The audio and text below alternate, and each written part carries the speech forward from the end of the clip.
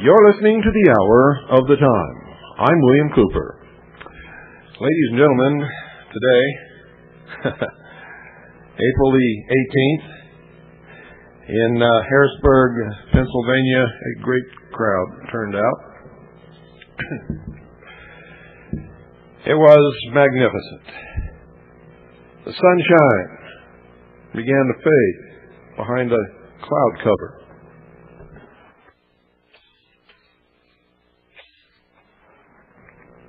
As hundreds of patriotic Americans converged on the state capitol. In the rotunda, as the noon hour approached, they came from all over this country. From Ohio, New York, Massachusetts, Virginia, West Virginia, New Jersey, Maryland, from the city and from the rural areas. From the farm, from plush office buildings, from mills, from garages, from gas stations, from granaries, department store clerks, lawyers. They came from colleges and universities. Some were laborers, some were retired,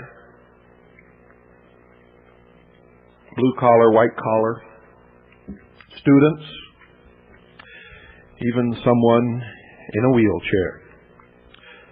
They were Americans. They came from America. They all left their daily pursuits to support their common uniting bond, the Constitution.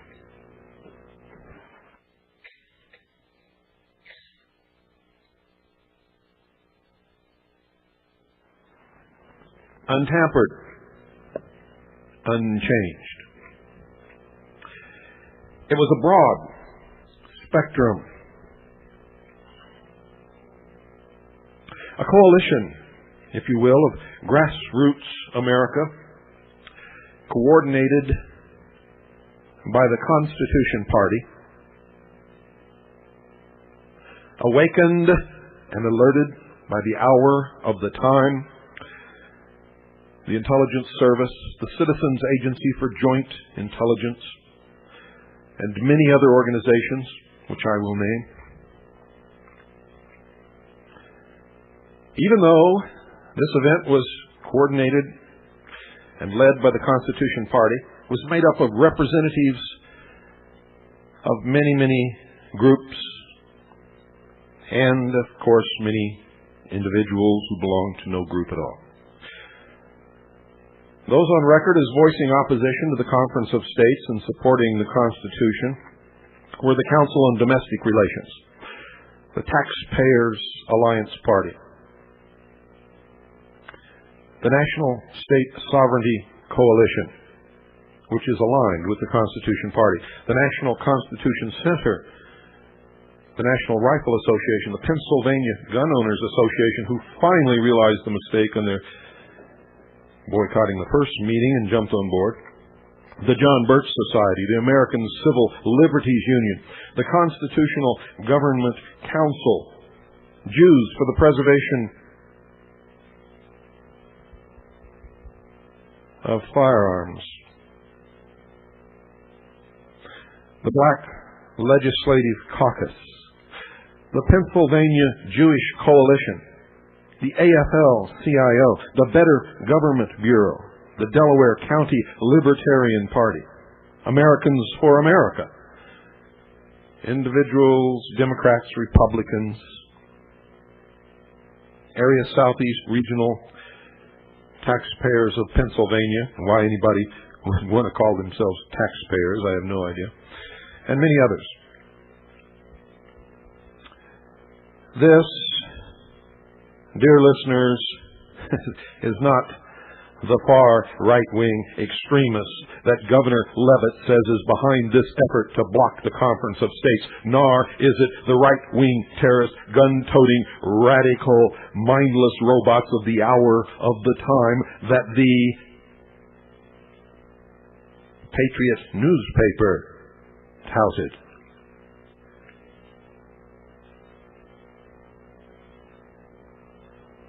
It is a group of strange bedfellows indeed, but a mixture that is surely grassroots America. The left, the right, the middle, black, white, Oriental, Jew, Protestants, atheists, Catholics, all understanding the common bond that unites us all is liberty, preserved and guaranteed by the Constitution for the United States of America. No, Governors Leavitt, Nelson, and Ridge. No, Pennsylvania Representatives Fisher, Flick, and Ryan.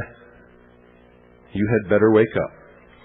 For this is the voice of America and the voice of Americans, united in their understanding that no matter what their differences are, or what their beliefs are, or how different from each other they are in their cultural history, in their churches, in their racial makeup,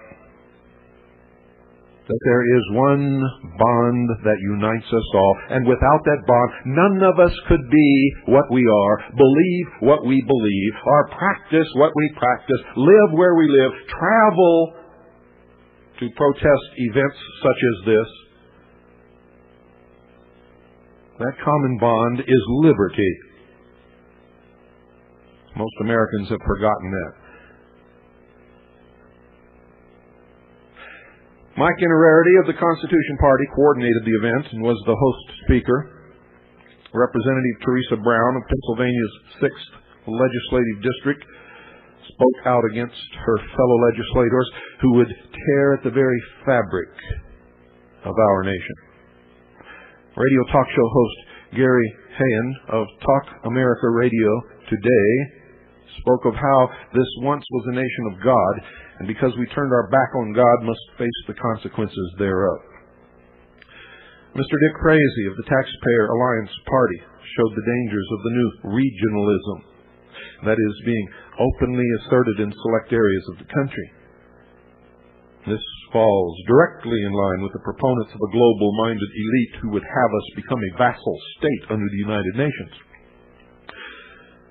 Representative Tom Armstrong, a friend of patriots in Pennsylvania, spoke of the necessity of keeping the Constitution intact and the dangers that a conference of states could pose, namely being turned into a constitutional convention.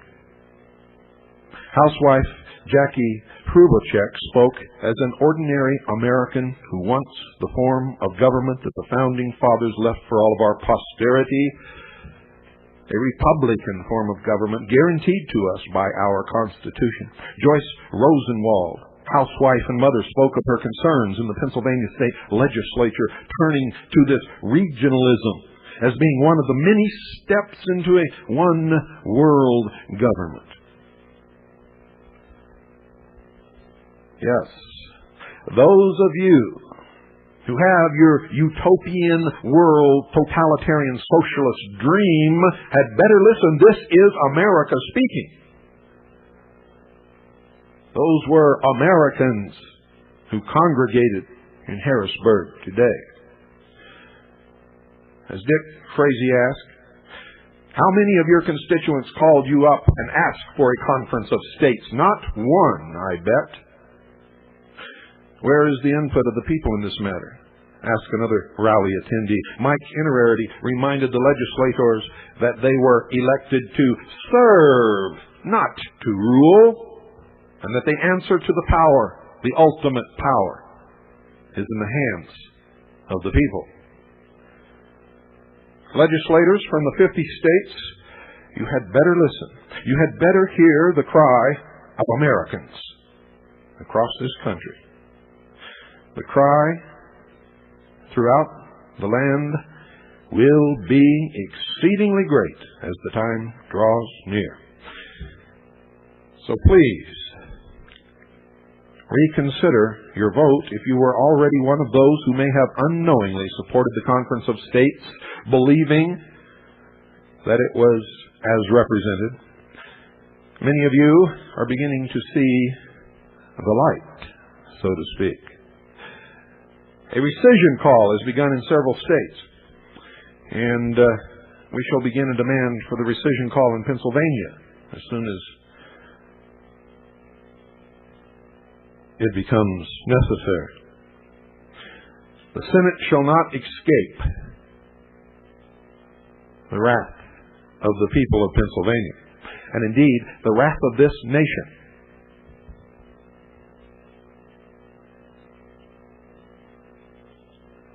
If this Philadelphia II Constitutional Convention under the veil of the Conference of States is carried out.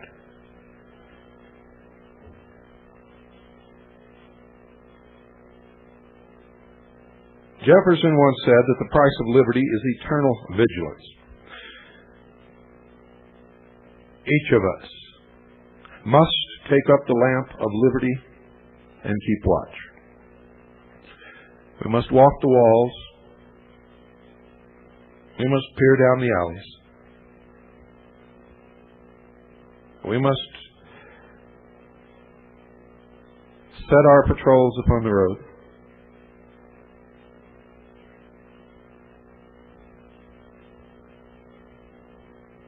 Liberty. We must not let the usurpers of our sovereignty and freedom continue with their plan. We must stop this, ladies and gentlemen. I want to thank all of you who attended in the rotunda of the Capitol building in Harrisburg, Pennsylvania today. And I must tell you that CAGI and the Intelligence Service was well represented. Well represented. Don't go away. I'll be right back. Well, as I did Friday night and last night, ladies and gentlemen, I must let you know where we're going with this so that you'll understand. I'm not preaching to you. I'm not trying to tell you what to believe or that your religion is wrong or that you even have to believe anything at all. I'm trying to arrive at some truth about how far this deception extends.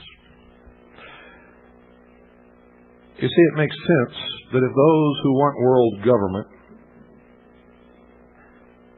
could neutralize their greatest opposition and make them believe that they must not oppose world government because it is being brought about by the hand of God,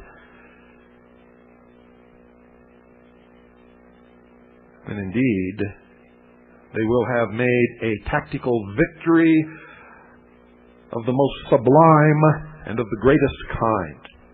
If they can convince the population of the world that believe in the Bible, and that population is great, if they can neutralize that population so that they will not oppose what is sure to come, based upon all the research that we've done, then they will have their world government because their major enemy will not oppose them. And you hear this every Sunday and every night on every radio station and on satellite and on television. You hear all these preachers and all these organizations and all these Pat Robertsons and everyone else saying, "Oh, isn't it marvelous? The world government is coming. It's the fulfillment of prophecy. It's the Word of God being brought into being before our very eyes. Isn't it marvelous? And oh yes, we Christians, we know that we will have to suffer for a while, but then we will be with Jesus and there will be a new heaven and a new earth and Jesus will rule the whole world in one government." How convenient.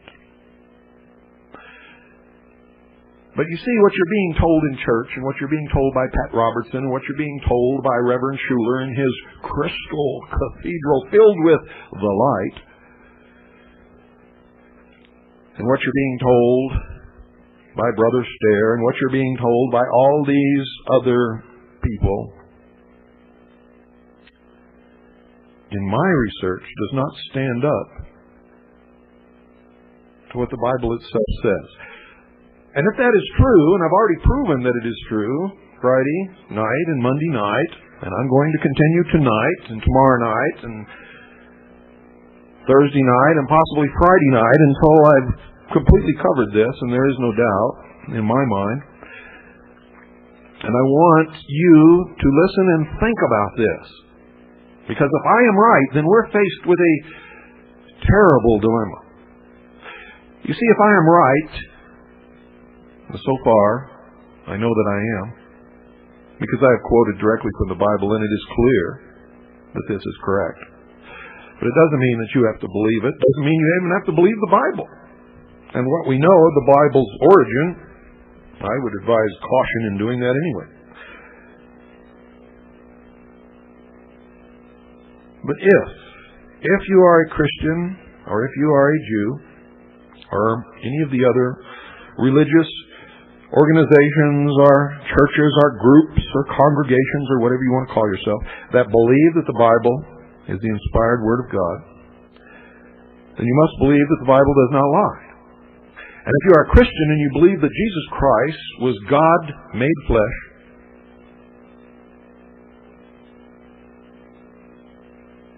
who was delivering a message to the world,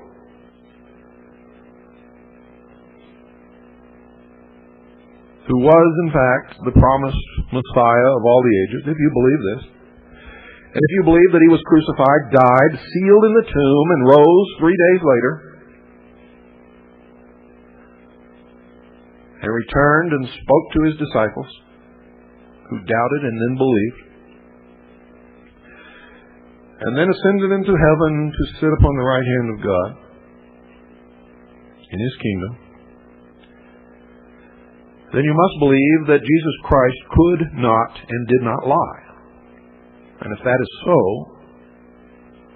then you must believe that your churches and your preachers and your theologians and your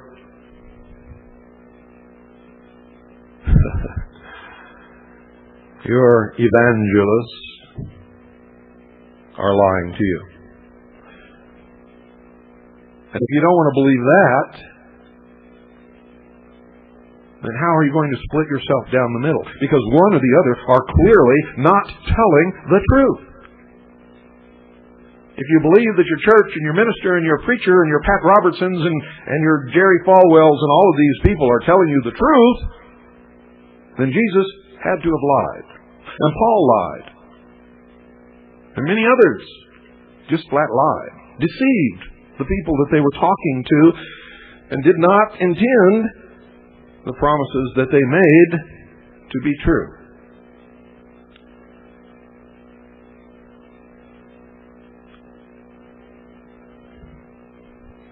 Now, with that in mind, and understanding that we're looking for the truth here, no matter what you believe, and this series of broadcasts should help everyone to understand a little bit better what the Bible is trying to tell us, and what Jesus Christ was all about, and what the true Christian religion should be, bearing in mind that you are not required to believe any of this or even listen to it, and that I certainly will not condemn you no matter what your decision is, because I'm one who believes fully in the Constitution, in free will, and the fact that the choice you make is yours for eternity, and the only one you have to answer to in that choice is God, not me. And that under the Constitution, we are all free to worship at the altar of our choice and believe whatever it is that we will believe, and we all will believe something regardless of what anyone else teaches or preaches or tries to say, because that is the nature of humanity. So with that in mind, let us continue with our revelations. You see, if Christ was telling His disciples what He told them, and if He was telling them the truth, then this new heaven and new earth and this world government that you're expecting to be led by Christ is a deception. And if it is a deception, I think we had better know about it.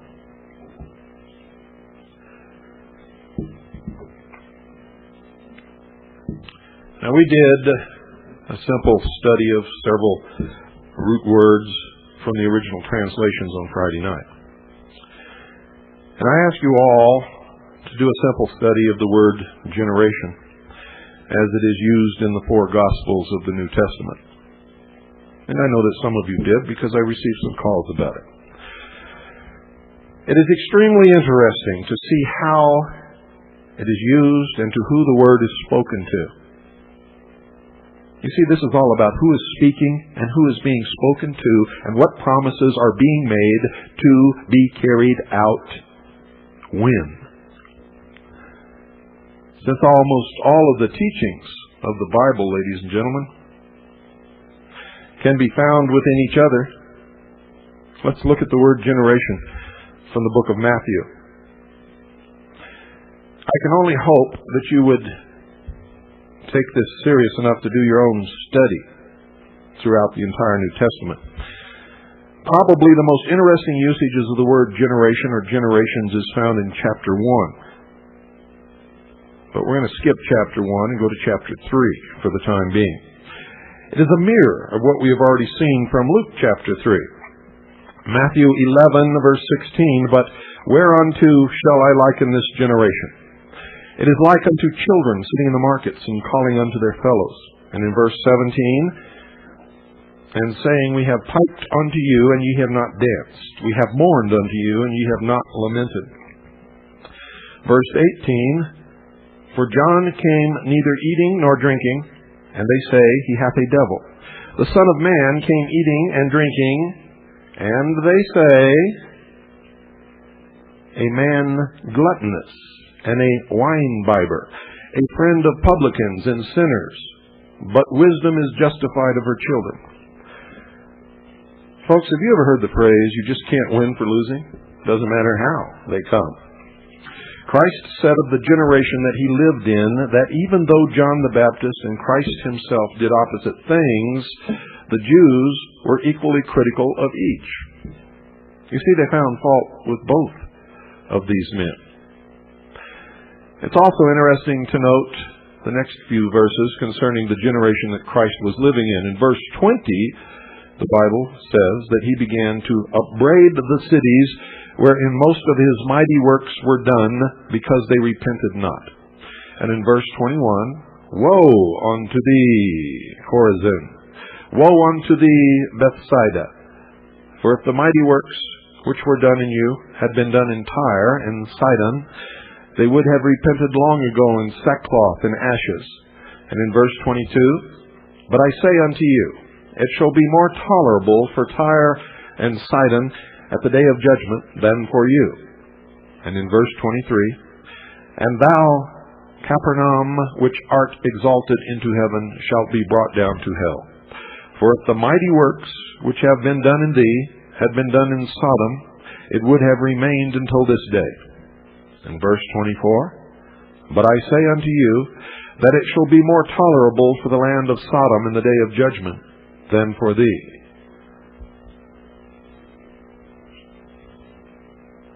Now, I used to hear preachers make comments concerning America that would go something like this.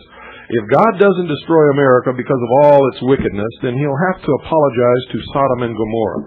Have you ever heard them say these things?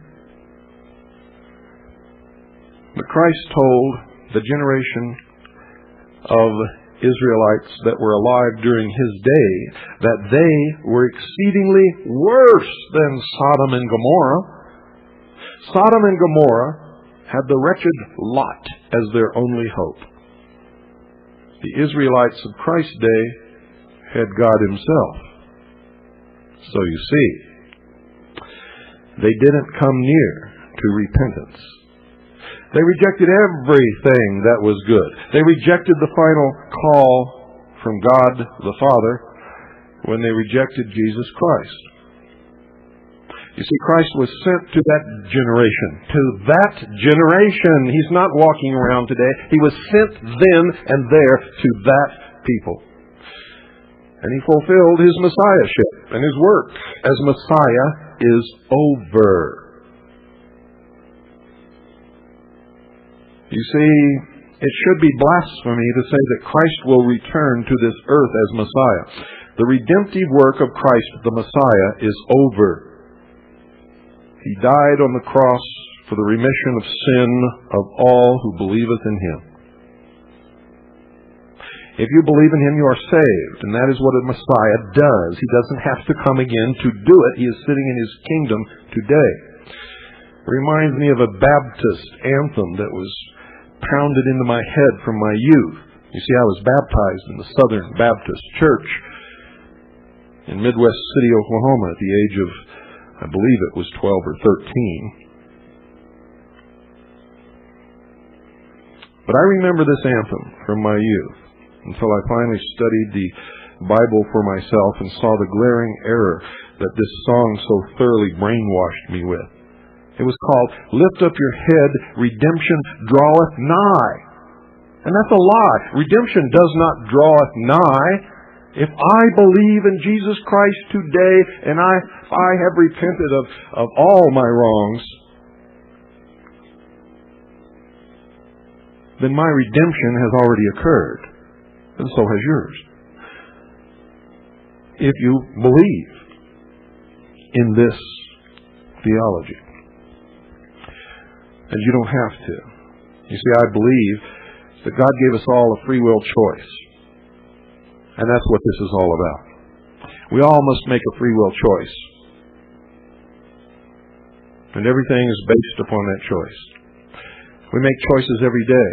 We are required to make the right choice every day.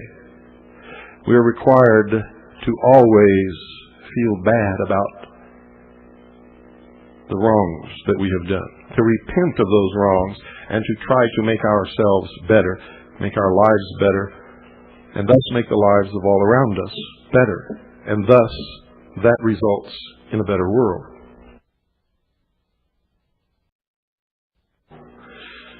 Why would you care?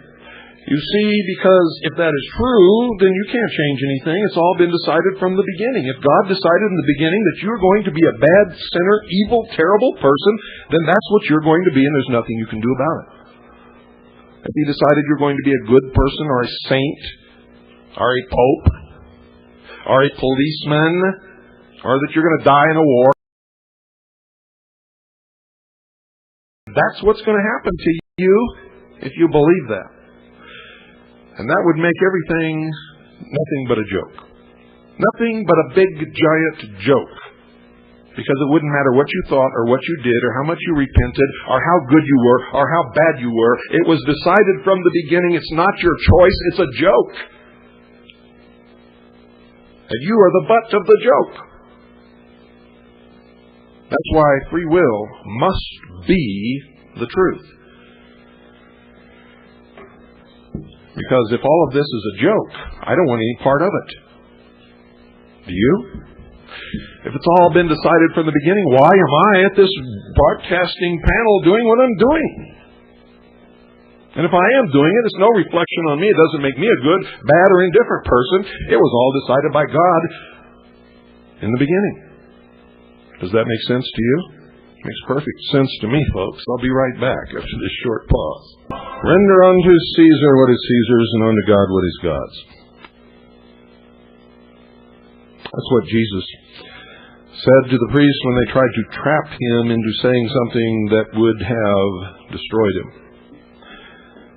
He answered it very well, and it's absolutely the truth. If you live in this world, you must deal with the reality of the world, and at the same time, if you are of God, you must deal with the spiritual realm also.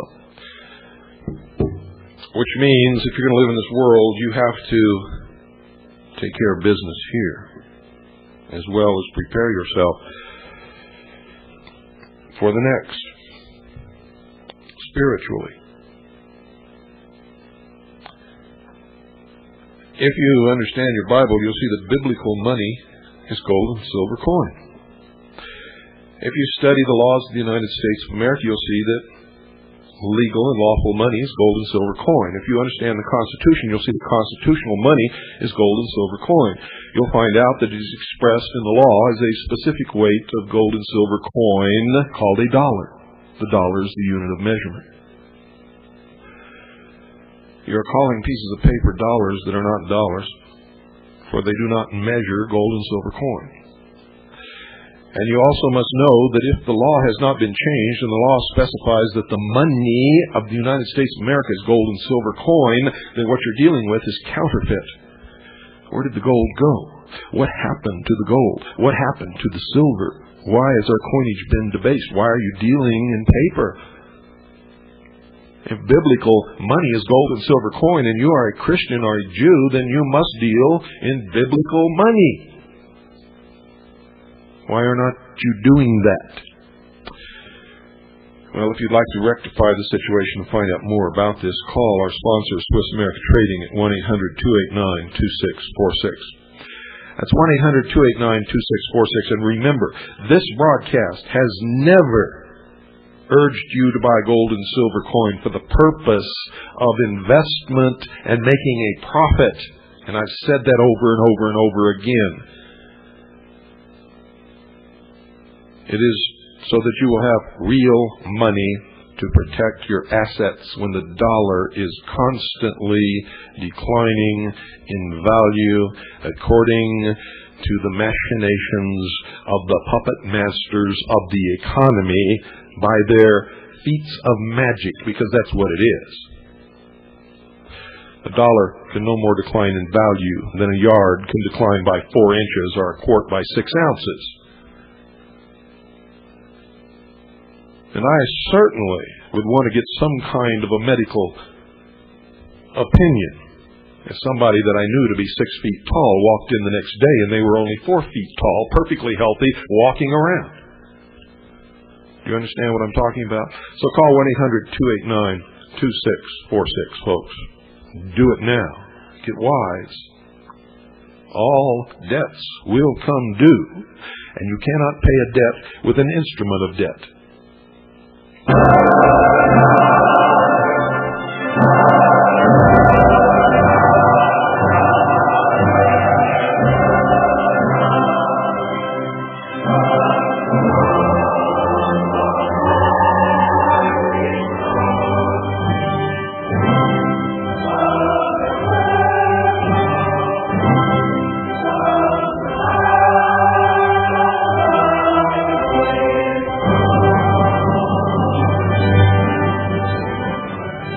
The words of that anthem from my youth go like this.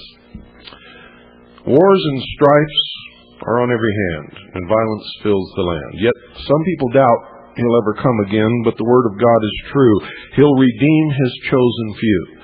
Don't lose hope, for Christ's coming draweth nigh. Signs of the times are everywhere. There's a brand new feeling in the air. Keep your eyes upon the eastern sky. Lift up your heads. Redemption draweth nigh. Well, if you understand the gospel of Jesus Christ, then you understand that this is baloney. And why keep your eyes upon the eastern sky? That's where the sun rises, spelled S-U-N, not S-O-N. And that will give you some idea upon the incorporation of the pagan religions into Christianity by Constantine and the Catholic Church ever since. The reason I cite the Catholic Church is at one time it was the only church, period. The pantheon of gods became the pantheon of saints. There used to be a god for travelers, a god for sickness, a god for shoemakers. Now they're all saints. But they're the same thing. And I'm not trying to insult you if you're a Catholic. If you choose to believe these things, that's fine with me. But you have to understand where they came from.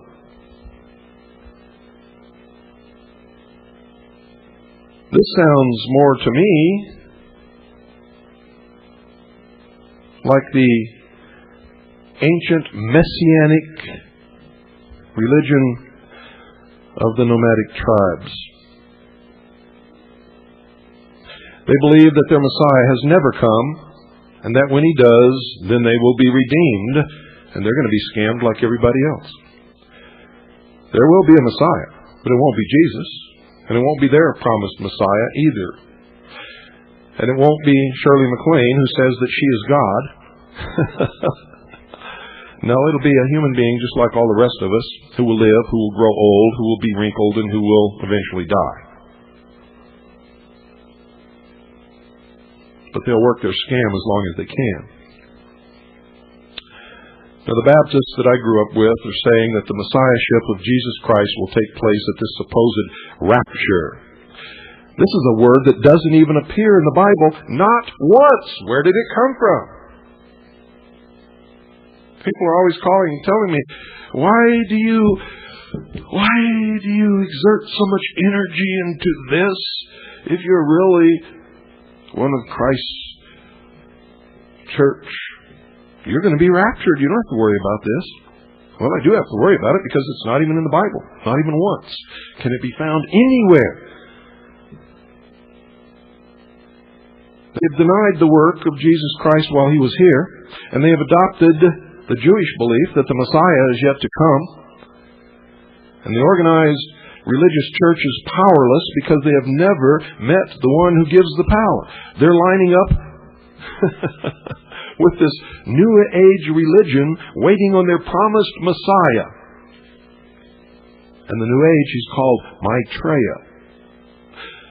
If all of what we have read in the Bible, the real words, not what some person behind a podium is telling you, if all of what we have read were somehow Bible prophecy, the generation of religious teachers could easily be compared with those of Matthew 11 and 23.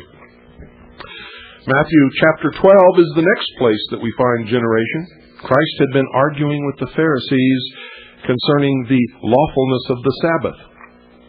I know I wanted to talk about that tonight.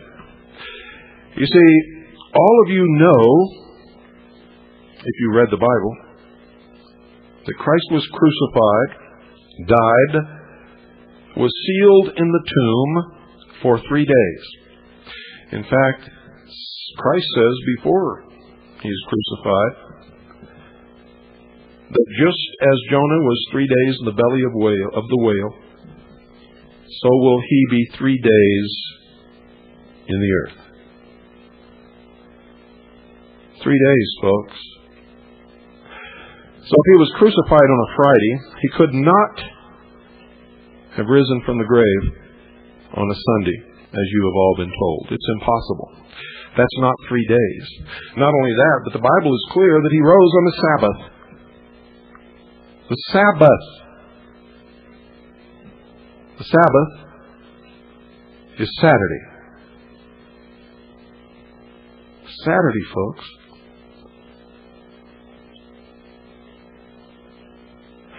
So what's going on here? So He could not have risen on Sunday. And it wasn't Easter anyway. Easter is the old pagan religious holiday of the vernal equinox, the spring rites of fertility of the goddess Ishtar.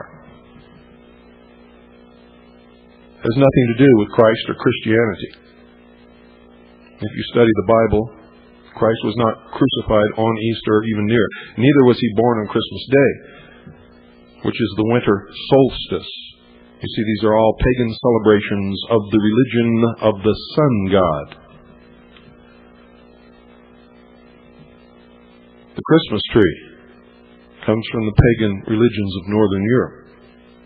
And I could go on and on and on. Christianity has been so intertwined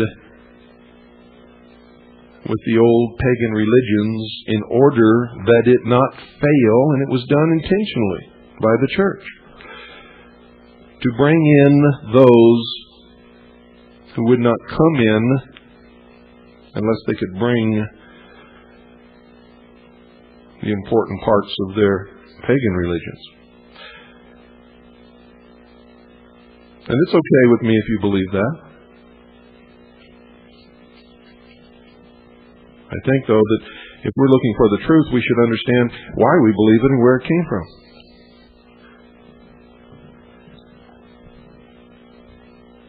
You see, back in those days, the ordinary Jewish people were beginning to believe Christ's words, and that's another thing.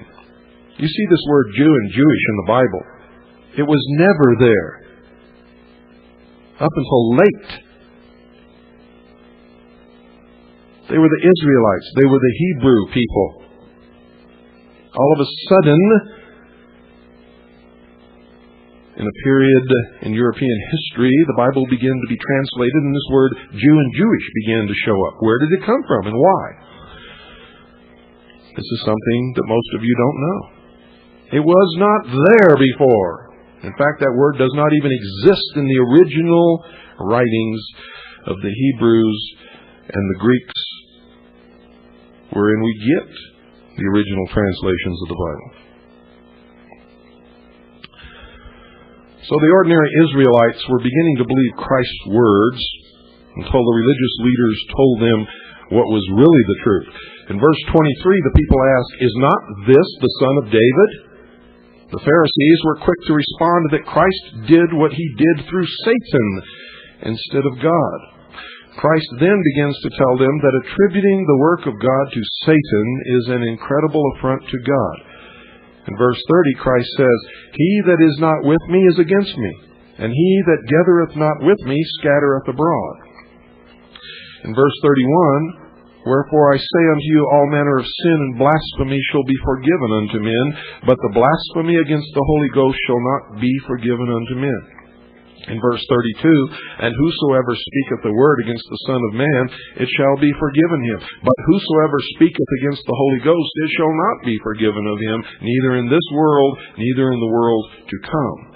And note, folks, the word world here is the same word used in Matthew 24, verse 3, which means aeon or age. In verse 33, "Either make the tree good, or else make the tree corrupt, and his fruit corrupt, for the tree is known by his fruit." In verse 34, "O generation of vipers, how can ye, being evil, speak good things? For out of the abundance of the heart the mouth speaketh."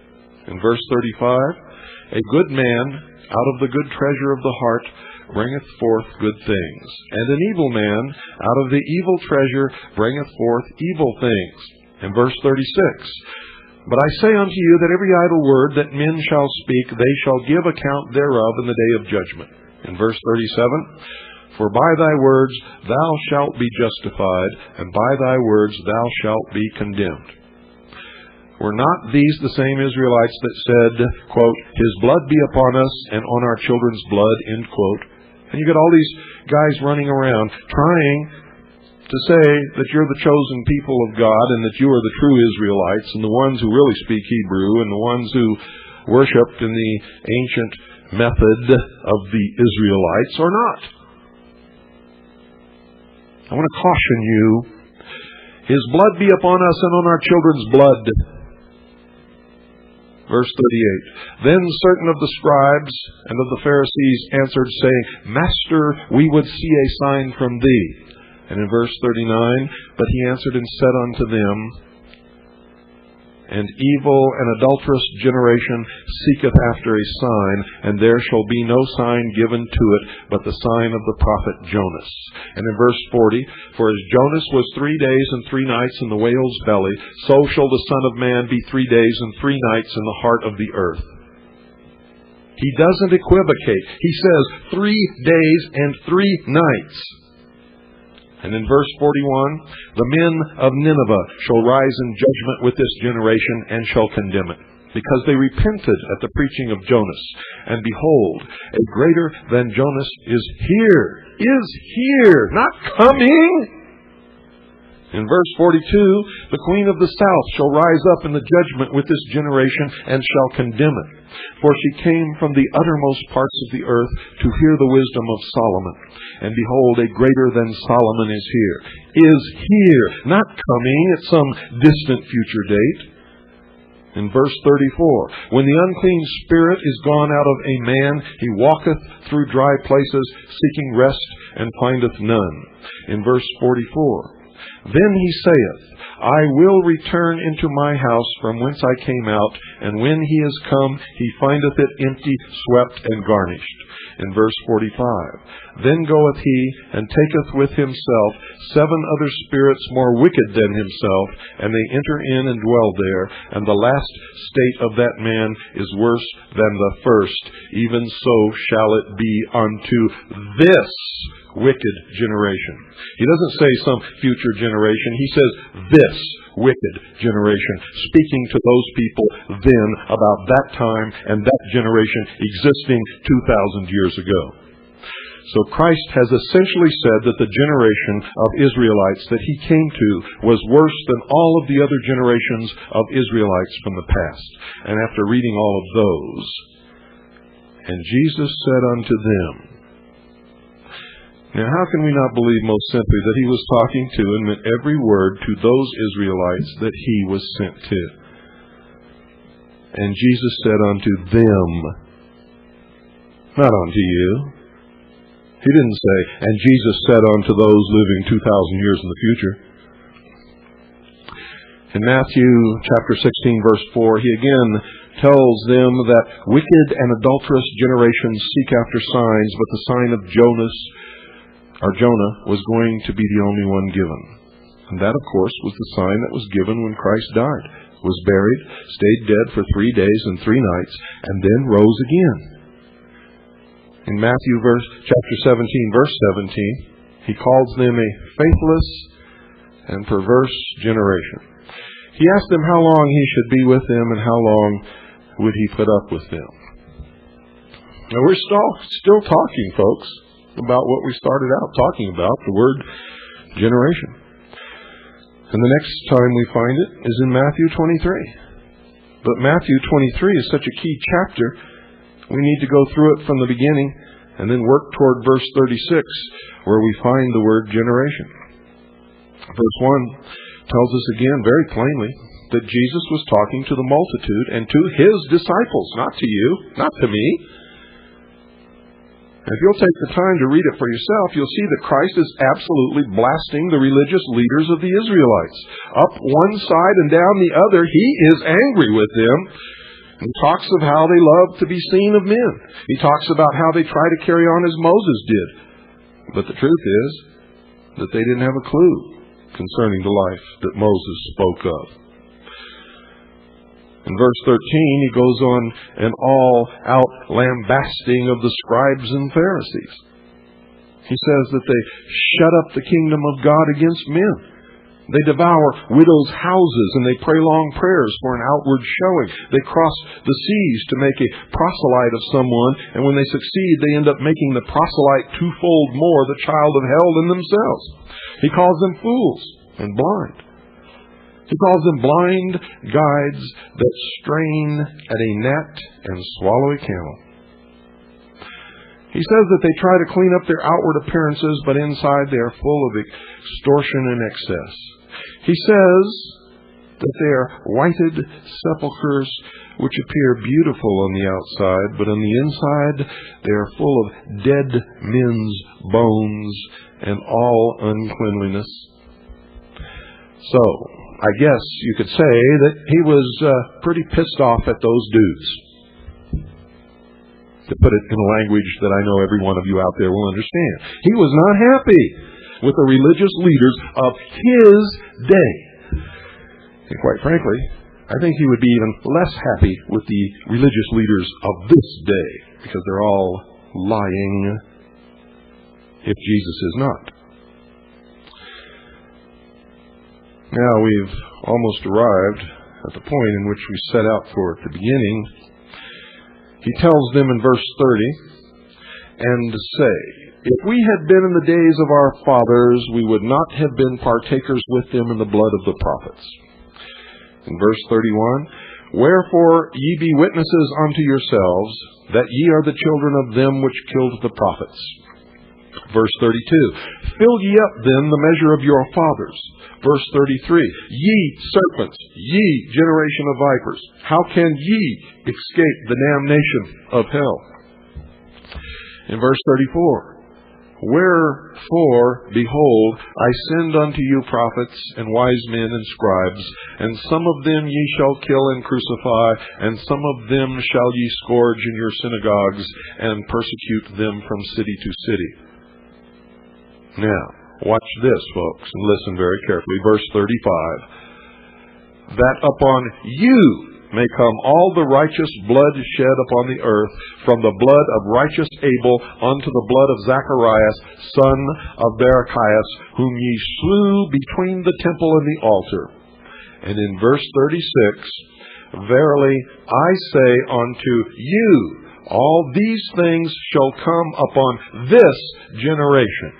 And in verse 37, O Jerusalem, Jerusalem, thou that killest the prophets and stonest them which are sent unto thee, how often would I have gathered thy children together, even as a hen gathereth her chickens under her wings, and ye would not. And in verse 38, behold, your house is left unto you desolate.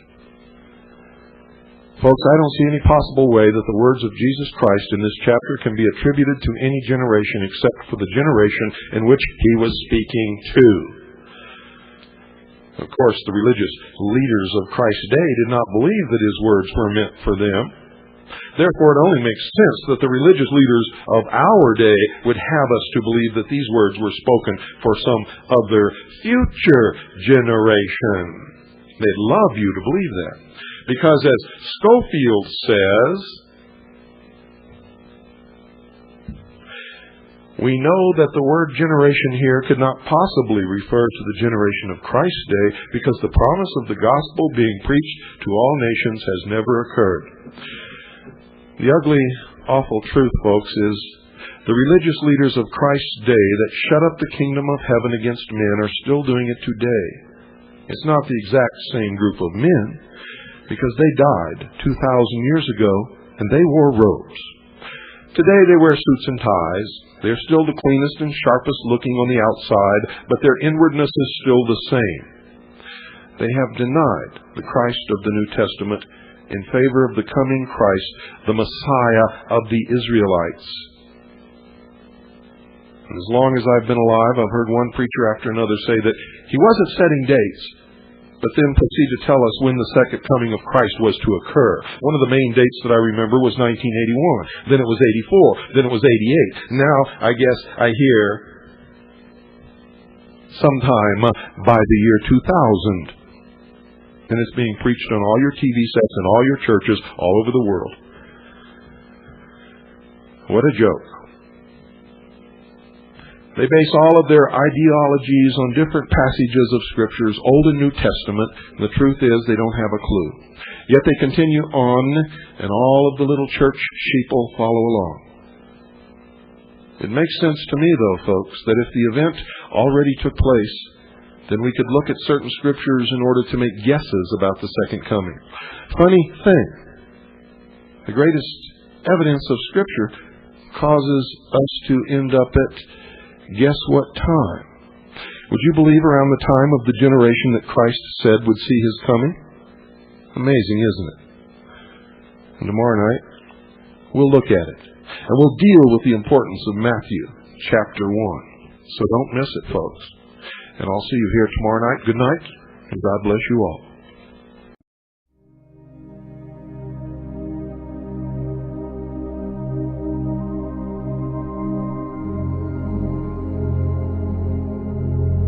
Okay. Can I ask you a question about something else? Sure. About the Nuremberg trials. You know who Hjalmar Schacht is? Not right off the top of my head. He was Hitler's banker. Oh, yeah, okay. And after he was exonerated, he went on to run Odessa. Okay. No. Do you know what Odessa is? I know what Odessa is, yeah. Okay, well, I read in a certain book that, well, if anybody should have been put in prison, it should have been him. But recently I read that he was a Freemason. Did you know that? Well, they were all Freemasons. Hitler's rise to power wasn't from some obscure political movement in Germany. He was brought to power by the Tool Society, which was the German branch of the Knights Templar, the Teutonic Knights. Right. I read Spear of Destiny, and I know about that, but eventually they turned against the Freemasons. Who? The Nazi leadership. Dictators always do. They know how they rose to power through the secret societies and the machinations of the secret network, and they don't want to be deposed by that same process that brought them to power. Stalin also destroyed Freemasonry in Russia. Yeah, and there were certain, like Heydrich wanted to get rid of Schacht, but I guess they had to keep him on because he was so valuable. I don't know how valuable he was, but he knew where the money was. Let's put it that way. That's for damn sure. Money talks. Okay, Bill. Good night. I'm glad to see you putting your website together. No, thanks. Okay, good night. Good night. Their goal is to destroy all existing religions, especially Christianity in all of its forms. Destroy all existing nation-states and shackle the mob. And to understand why they want to shackle the mob, you need to read the story of the execution of Jacques de Molay and the leaders of the Knights Templars, when the mob jeered and yelled and had such a great time watching them burn. They have some solid reasons for doing what they're doing. But you see, they don't understand, like I do, that what they're doing to get even is the same thing that the church did to them. And also, the lodge in its pagan origins were burning Christians long before Christians ever burned Freemasons. Nobody can win at this kind of battle. Everybody loses. That's why I don't like any of them. I'm not on either side. I think they're all a bunch of scum, to tell you the truth.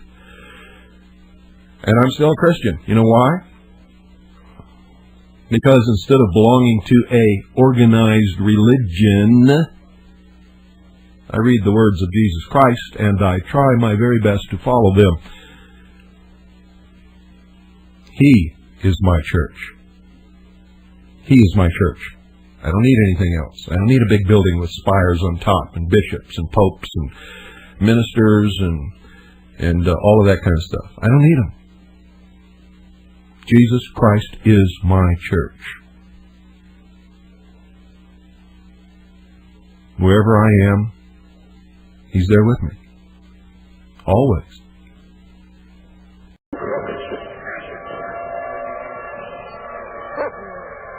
You're listening to The Hour of the Time. I'm your host, William Cooper.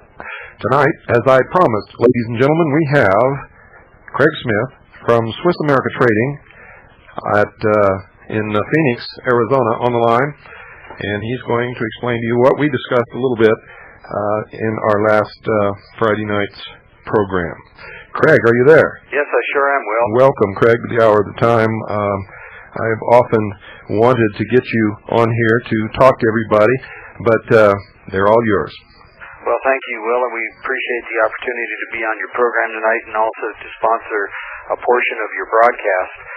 As I alerted you last week, there was a concern that I had, knowing how very critical it is to make sure that the information that you disseminate to your listening audience is accurate, and I know how much you strive for that accuracy in your intelligence work. And I know how much you worked on doing backgrounds on different firms and organizations before you would endorse and or allow them to be on your broadcast. And we don't take that type of work that you've done, that background work, lightly. Well, it came to my attention last week that somehow or another, in the process of listeners of your program inquiring with my company about precious metals and rare coins, that there appeared to be a couple names. It wasn't a lot. It appears it was a very isolated amount of individuals that mysteriously disappeared from our offices about the same time some individuals had left our firm and went to work for another firm. And this is not unusual in our industry, although we take a number of security precautions to make sure that all of our clients' confidentiality is very, very strict. Occasionally, an individual will work with us and we'll lose that ability to be able to control that individual. Make a long story short, a couple names and numbers disappeared. It coincided with the time when a couple people left the organization. Subsequently, some of your listeners were contacted by individuals outside of our organization without our authorization.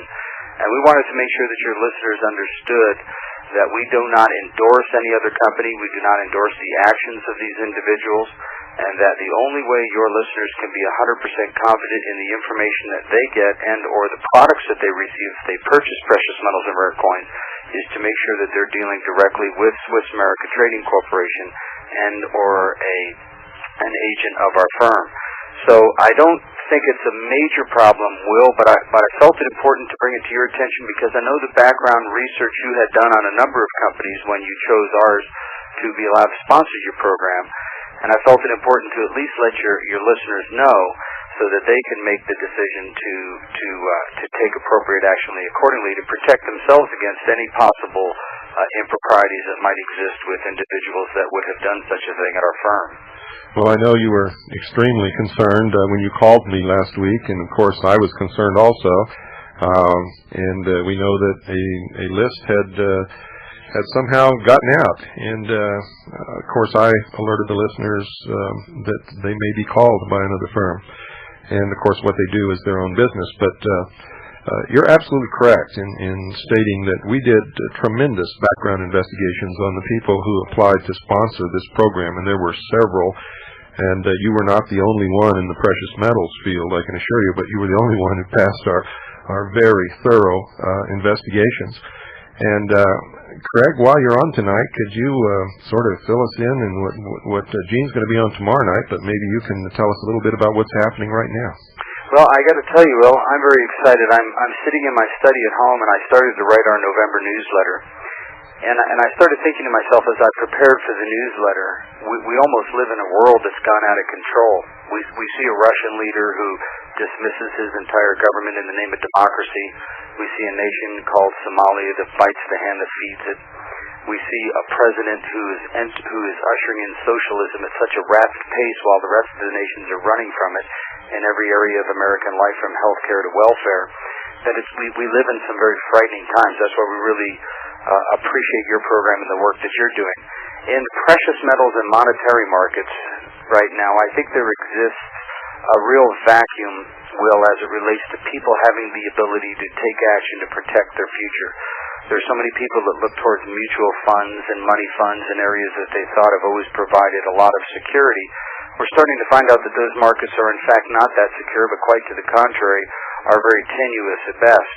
And what we've seen as a direct result in the precious metals markets is we've seen gold, as you know, this year earlier reach the $411 mark and then retrenched into the $360 area. This $40 to $50 correction that we've recently experienced is very healthy for our markets. Corrections are normal in markets like this. And a lot of it was instigated as a direct result of the European currency mechanisms that kicked in, which virtually saved a lot of the international currencies. All those currencies were saved by the subsequent liquidation of gold, which maintained liquidity for the French and for the Italians. Uh-huh. We've seen that liquidity crunch hit the United States in 1987 when we saw the stock market drop 600 points and $1 trillion worth of wealth was lost. And I think you're going to see gold once again become the economic savior. And I hope most Americans, regardless if they use our firm or have used somebody else that they've used in the past, will take this opportunity to buy gold. I truly believe these prices in gold will not last long, maybe towards the end of the year, the beginning of next year. I think when the last quarter of 93 and the first quarter of 94's economic data is assessed by the experts, they're going to realize we're in a lot more trouble than they've ever admitted to. Boy, that's a fact. Every bit of research that we've done into the various markets and into the economy as a whole tells us that we're on the precipice of a very, very big abyss. And if people aren't prepared for it, there's going to be some terrible hurt in this country and in other countries as well. Well, you know, the banks are sitting on huge amounts of money right now, and they have been forced, because they consider loans to private individuals such high risks right now, to move their money into the government bond market. This has created a tremendous increase in the value of bonds. We think that the higher prices in bonds have been caused by dropping interest rates, and of course that's a contributing factor. Mm-hmm. But the main reason is the billions upon billions of dollars of bank money that is borrowed from the Federal Reserve, which you know very well is not federal and has no reserve, so I'm not quite sure why we call it that. But it's flooding this bond market. We've got the stock market that is seeing billions, approximately $10 billion every other week that is being put into the stock market to support what I believe is a very artificial value on Wall Street today. And I think once people wake up and smell the coffee, and those people are going to be the international investors, and they see how really in bad shape we are in America, it's going to be a very tragic thing. I mean, we have to admit something to ourselves in America, Will. We are bankrupt. This nation is broke. We are $4.5 trillion in the hole. We spend 25,000 pounds of $100 bills per day more than we make. That's $1 billion a day. If you were to spend $1 a second, it would take some 33,000 years to spend $1 trillion. I mean, money has become such an unreal concept in America that we have no clue how to handle this real catastrophe that we have. And yet Americans do have a solution, and that's by taking personal responsibility, getting out of debt, getting rid of your credit cards, getting rid of the bondage that will be created by this credit debt system. It's really Babylonian in its design, as your research proves.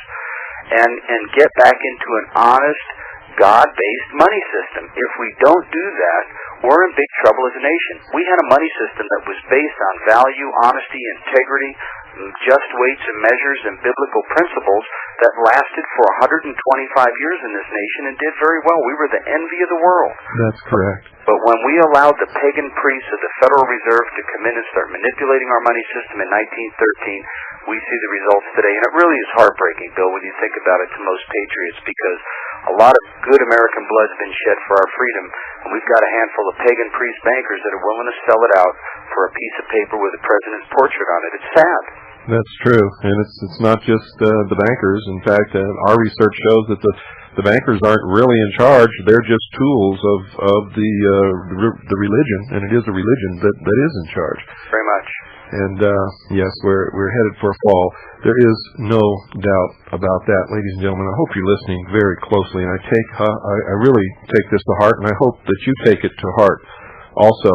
I know Craig Smith personally, and I know that he really anguishes over the situation that we're in, and he's done an awful lot to help an awful lot of people. He bends over backwards, in fact, and I want you, really, if you have not taken steps to protect yourself and your family and everything that you worked for all your life, I want you to call Swiss America Trading and get to know these people like I do. Call Gene Miller, call Craig Smith, call these people and talk to them. Gene Miller has devoted an awful lot of time to you, the listeners of the Hour of the Time.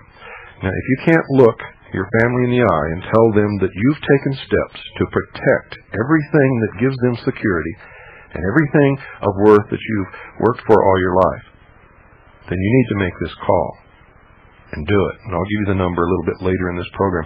Craig, is there anything else that you'd like to say to our listening audience before you take off?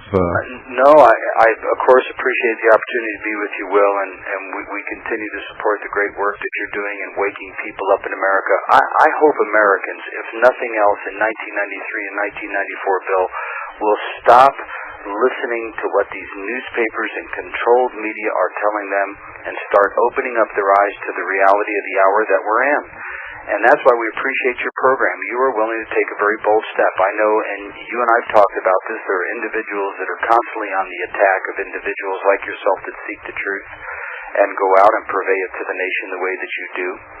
And it's a very difficult thing to do. I don't think many people realize the battles that somebody like yourself goes through, Bill. Well, not just me, but those who back me and those who support this program. You've been threatened yourself. Right, and we're shoulder to shoulder with you, Will, and we're willing to take the bullets because we believe a day is coming, and it's not in the too far distant future, where everything that's been said on your broadcast and broadcasts similar to yours will come to fruition. It's sad, and the key part about it all is there will emerge from this a group of patriots, a group of God-loving people who are going to take this nation back with biblical principles based through the Constitution of the United States. I believe that with all my heart, Bill. But if these people are not equipped with some type of financial means to do so, They're not going to be able to fight the battle. That's why they need to be out of debt, and that's why they need to have something of value. If we, the people, are the government, and we are this nation, and we, the people, are enslaved to debt, and we have nothing of value, then we're going to be no better off than the government. But if we're out of debt, and we have something of value, gold, silver, land, and cattle, those are the biblical descriptions of wealth, then we will have something to fight this nation back to where it should be. So we're with you, and I appreciate the opportunity to come. Again, maybe it's nothing to be concerned about, but I know how very particular you are about individuals getting information from different organizations, and we wanted to just let your listeners know that they should be wary of anybody that is calling them unsolicited unless they have called for information, and especially anybody that calls unsolicited from another organization that they originally spoke to us at Swiss America through. So appreciate the opportunity, Will, and look forward to maybe being with you again in the future on some other evening. Thank you, Craig. Bye-bye now. God bless you. Well, folks, you heard it, and I hope you take heed.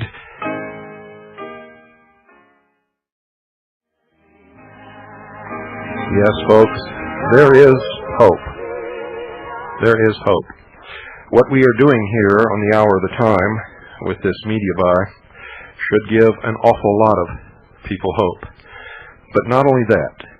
You see, I took a few trips this weekend to several different locations, met with real patriots who are ready and willing to give their lives in defense of the Constitution and the Bill of Rights.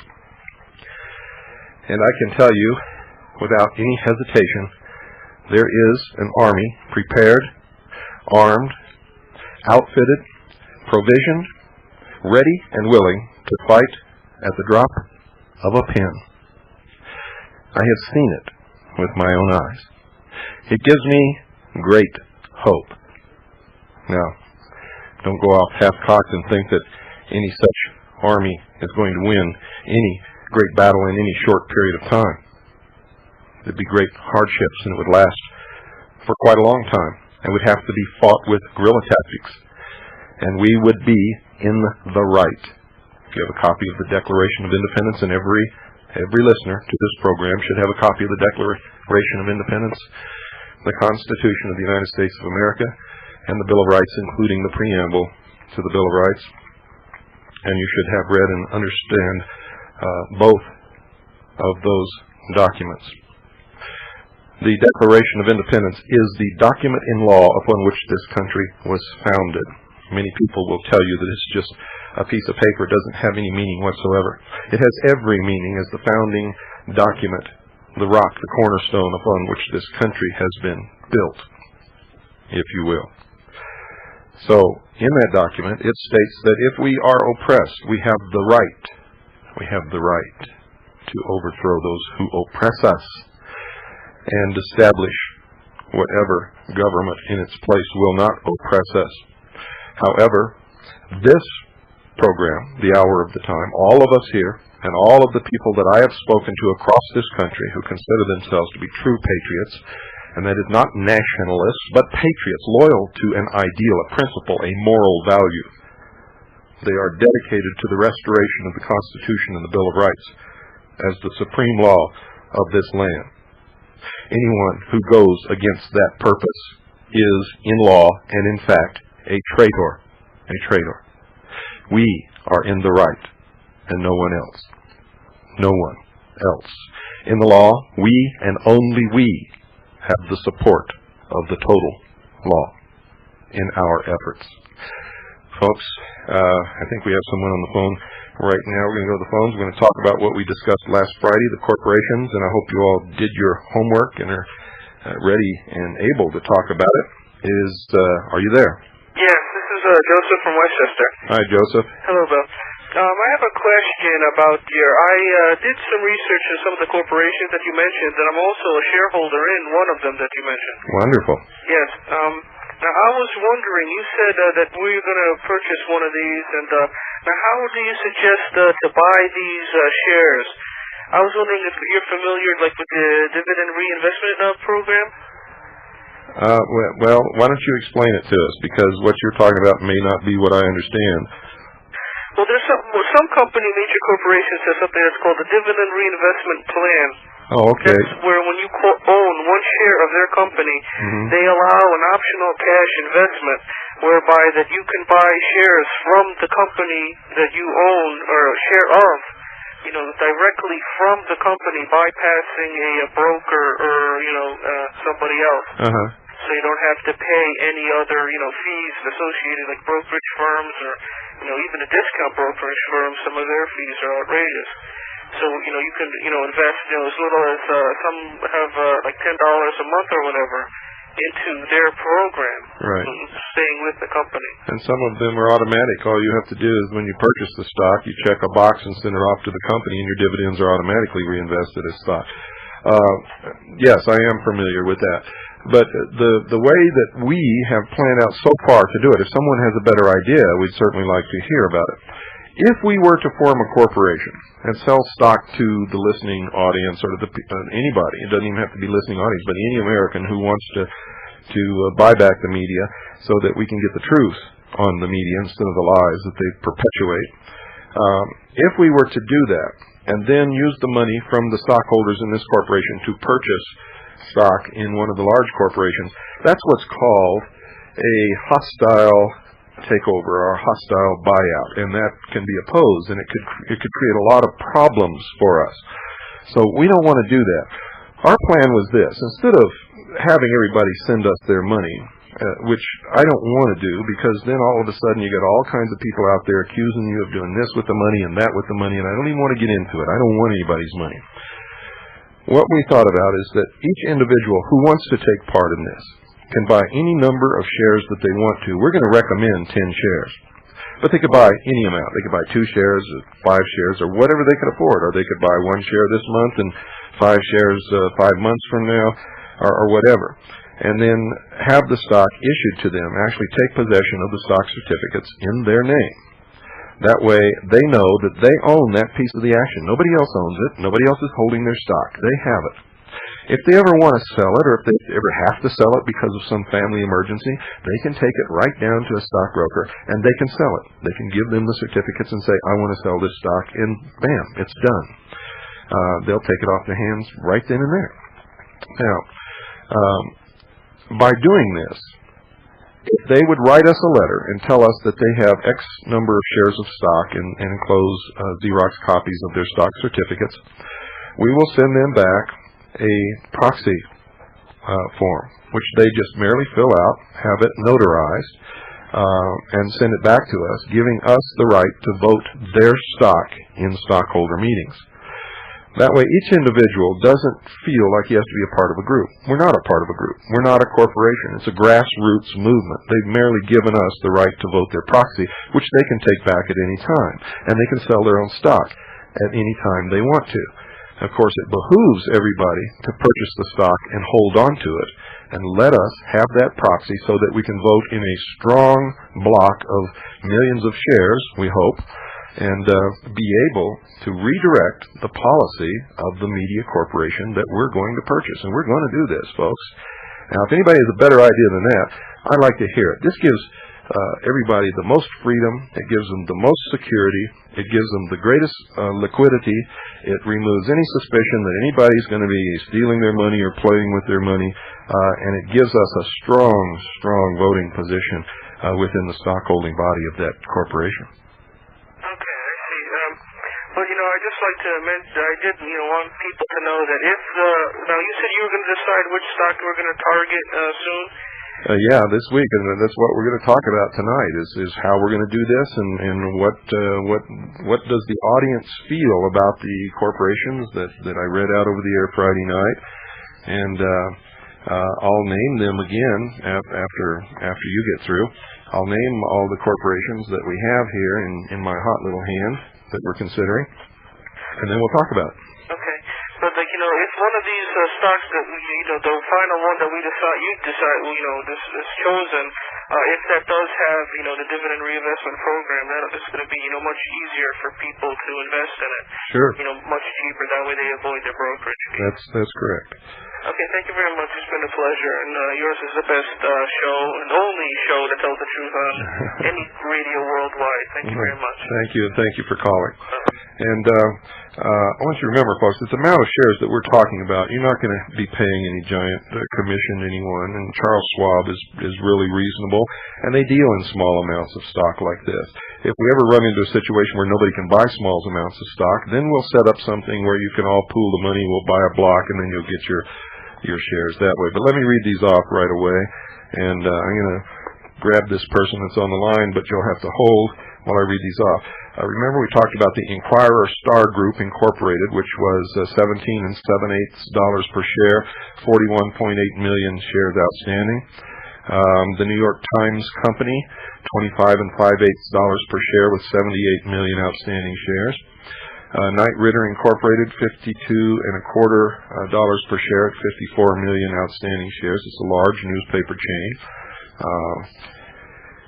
Time Warner Incorporated, $41 3/8 per share with 93 million shares outstanding.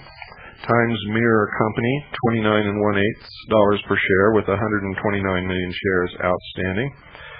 Dow Jones and Company Incorporated, $36 per share, 101 million shares outstanding. The Tribune Company, $52 3/8 per share, 65 million shares outstanding.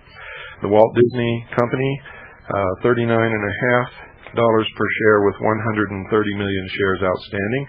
The Gannett Company, another large publishing organization, many newspapers and publishing interests, $48 3/8 per share with 144 million shares outstanding. Turner Broadcasting Systems Incorporated, which you all know who that is, CNN and CNN Headline News and a whole bunch of other things, $25 7/8 per share with 176 million shares outstanding. We'd have to buy a lot more shares or have a lot more people in this to be able to do Turner, but I'm going to tell you, folks, that's extremely attractive at that price, and with as many dissatisfied people in this country who are really turned off by the media, I think we could do whichever one of these we want to do. The Washington Post Company, $223 3/8 per share. But, folks, that sounds like a lot, but there's only 12 million shares outstanding. Compare that to all these other companies that we talked about. But you also have to understand that the Catherine Graham's family owns about 51% of that stock. So where we could influence the policy, we could never control that company unless we could wrest them out of their controlling interest. Paramount Communications Incorporated, $77 per share with 118 million shares outstanding. And now we'll go to the phones and talk about this. Hello? Are you there? It must have hung up. Okay, we'll go back to the phone. 602-333-2174. The line is open, and we're going to talk about these corporations and which one. What do you think? What's your idea? Have you done your homework? Do you want to do this? Is it something do you consider too far out? I don't think it is. Hello, you're on the air. Hello, Wayne Cooper. Hello. I'm turning my radio down. Okay, good for you. I think the Knight Ridder group, which I don't think you've read yet, is one of your best bets. And why do you think that? Well, they seem to put a lot of news out on the air that is more attuned to the truth. Okay. And do you subscribe to any of their publications? No, I don't. I just hear a lot of their news reports word of mouth, and it's stuff I don't hear on the regular media. For those of you listening who don't know anything about Knight Ridder, let me give you a little idea. They own newspapers, business information services, and they own the Charlotte Observer, the Detroit Free Press, Miami Herald, the Philadelphia Daily News, the Philadelphia Inquirer, which is a very famous newspaper, St. Paul Pioneer Press, and the San Jose Mercury News, which somehow, for a small city in California, San Jose Mercury News has made an impact across the country. They also own Fort Wayne Newspapers Incorporated, 55% of that, Newspapers First, 33 1/3% of advertising and sales, and the Seattle Times Company. They have a 49.5% voting interest. So if we were to buy this, we would have quite a bit, and we would also have a 49.5% voting interest in the Seattle Times. And there are some other things here. Electronic Publishing Company, Dialogue, which is a business, chemical, patent, and general information database, and on and on and on and on and on. Well, the thing that caught me now that when you were reading them the other night was this, that they have many papers in the areas where people are disfranchised, where the people are the unhappiest. You're going to swing the population into action and get them wise. Those are the ones that will have their ears open. Well, I think you would have, if that's what you were going with, I think you would have caught on to the Inquirer Star Group. They not only have 22 million circulation amongst the Inquirer, the Star, and the Weekly World News, but they own 40% of the racks across the country. Aren't those tabloids, though? Inquirer Star Group? They're only tabloids because the current owners are making them tabloids. Oh. We can make them whatever we want if we own those papers. Isn't William Buckley involved with them pretty heavily? That I don't know. We haven't found his name on anything connected with him, and we've got quite a few reports here on that organization. I heard Mr. Valentine give a trivia question tonight on the air about Albert Pike. I kind of found that kind of was a dead giveaway to him, wasn't it?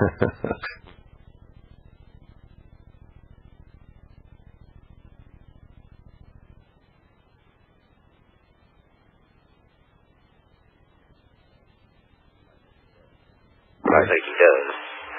And what I was, another thing I was going to bring up beside these other things is the symbols of these Masons are all over everything we have. That's right. You'll see more and more all the time. More pyramids, more sun, moon, and stars, more 666, more sunrises, the emblem of the sun rising, all of these things. I was doing research into the hexagram and found the number 666 revolved around it quite frequently. That's correct. And the other one that happens to be on our flag, I wish we could go back to the original, has got all kinds of connotations on it. It's got connotations from here to yonder, from before the biblical flood on. They used that thing as symbolism. Yeah, that's true. And you have to understand that the Freemasons and the order, what they call the order, and Freemasonry has been behind every revolution that's taken place in the world. And everywhere that they have been behind the revolution, you'll see red, white, and blue. Were you aware of that? No, but that's kind of funny. That's in the red, white, and blue on the Russian flag? Well, the red and white certainly was, but I can't remember.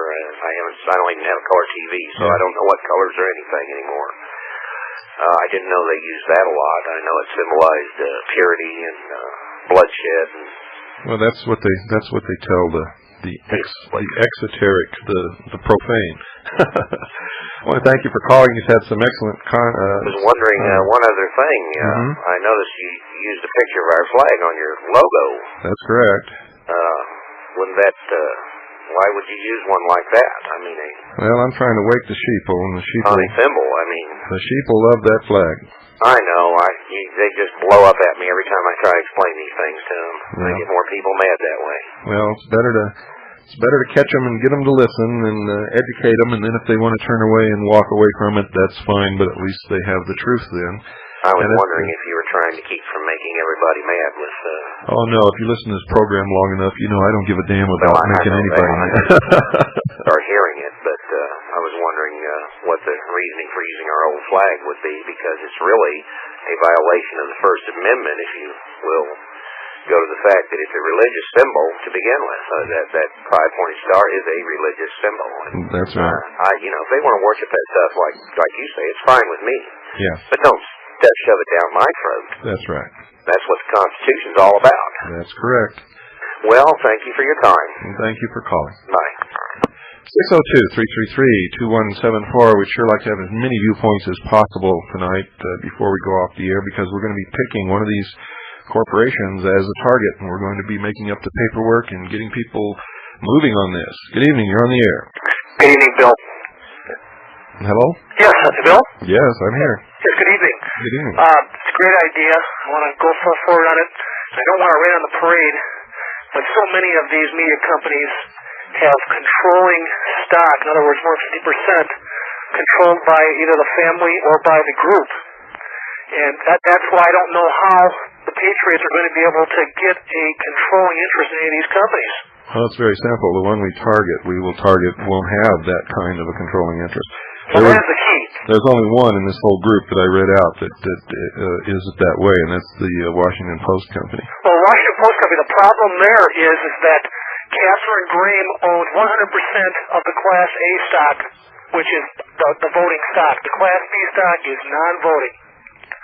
Well, she must have sold, the family must have sold some of it, because according to our research, she owns 51.5%. Well, that's 51% of the company, but unfortunately her shares are the voting shares. That's the problem there. Have you ever noticed CBS, GE, Washington Post, and Cap Cities? They were from $270, $100 a share, $223 a share. Cap Cities, $600 a share. These are purposely kept at high price to keep the public from buying them. Well, absolutely. Yes, that's true. But you have to understand that it wouldn't be at that price if the company wasn't worth it. We found one corporation that the stock sells for over $9,000 a share. Sure. But, the thing is on these is that, most companies will split their stock to keep the interest in them. And these big media giants that control the three networks plus the Washington Post keep their stocks purposely high. What about a company like Multimedia Corporation, the Phil Donahue outlet?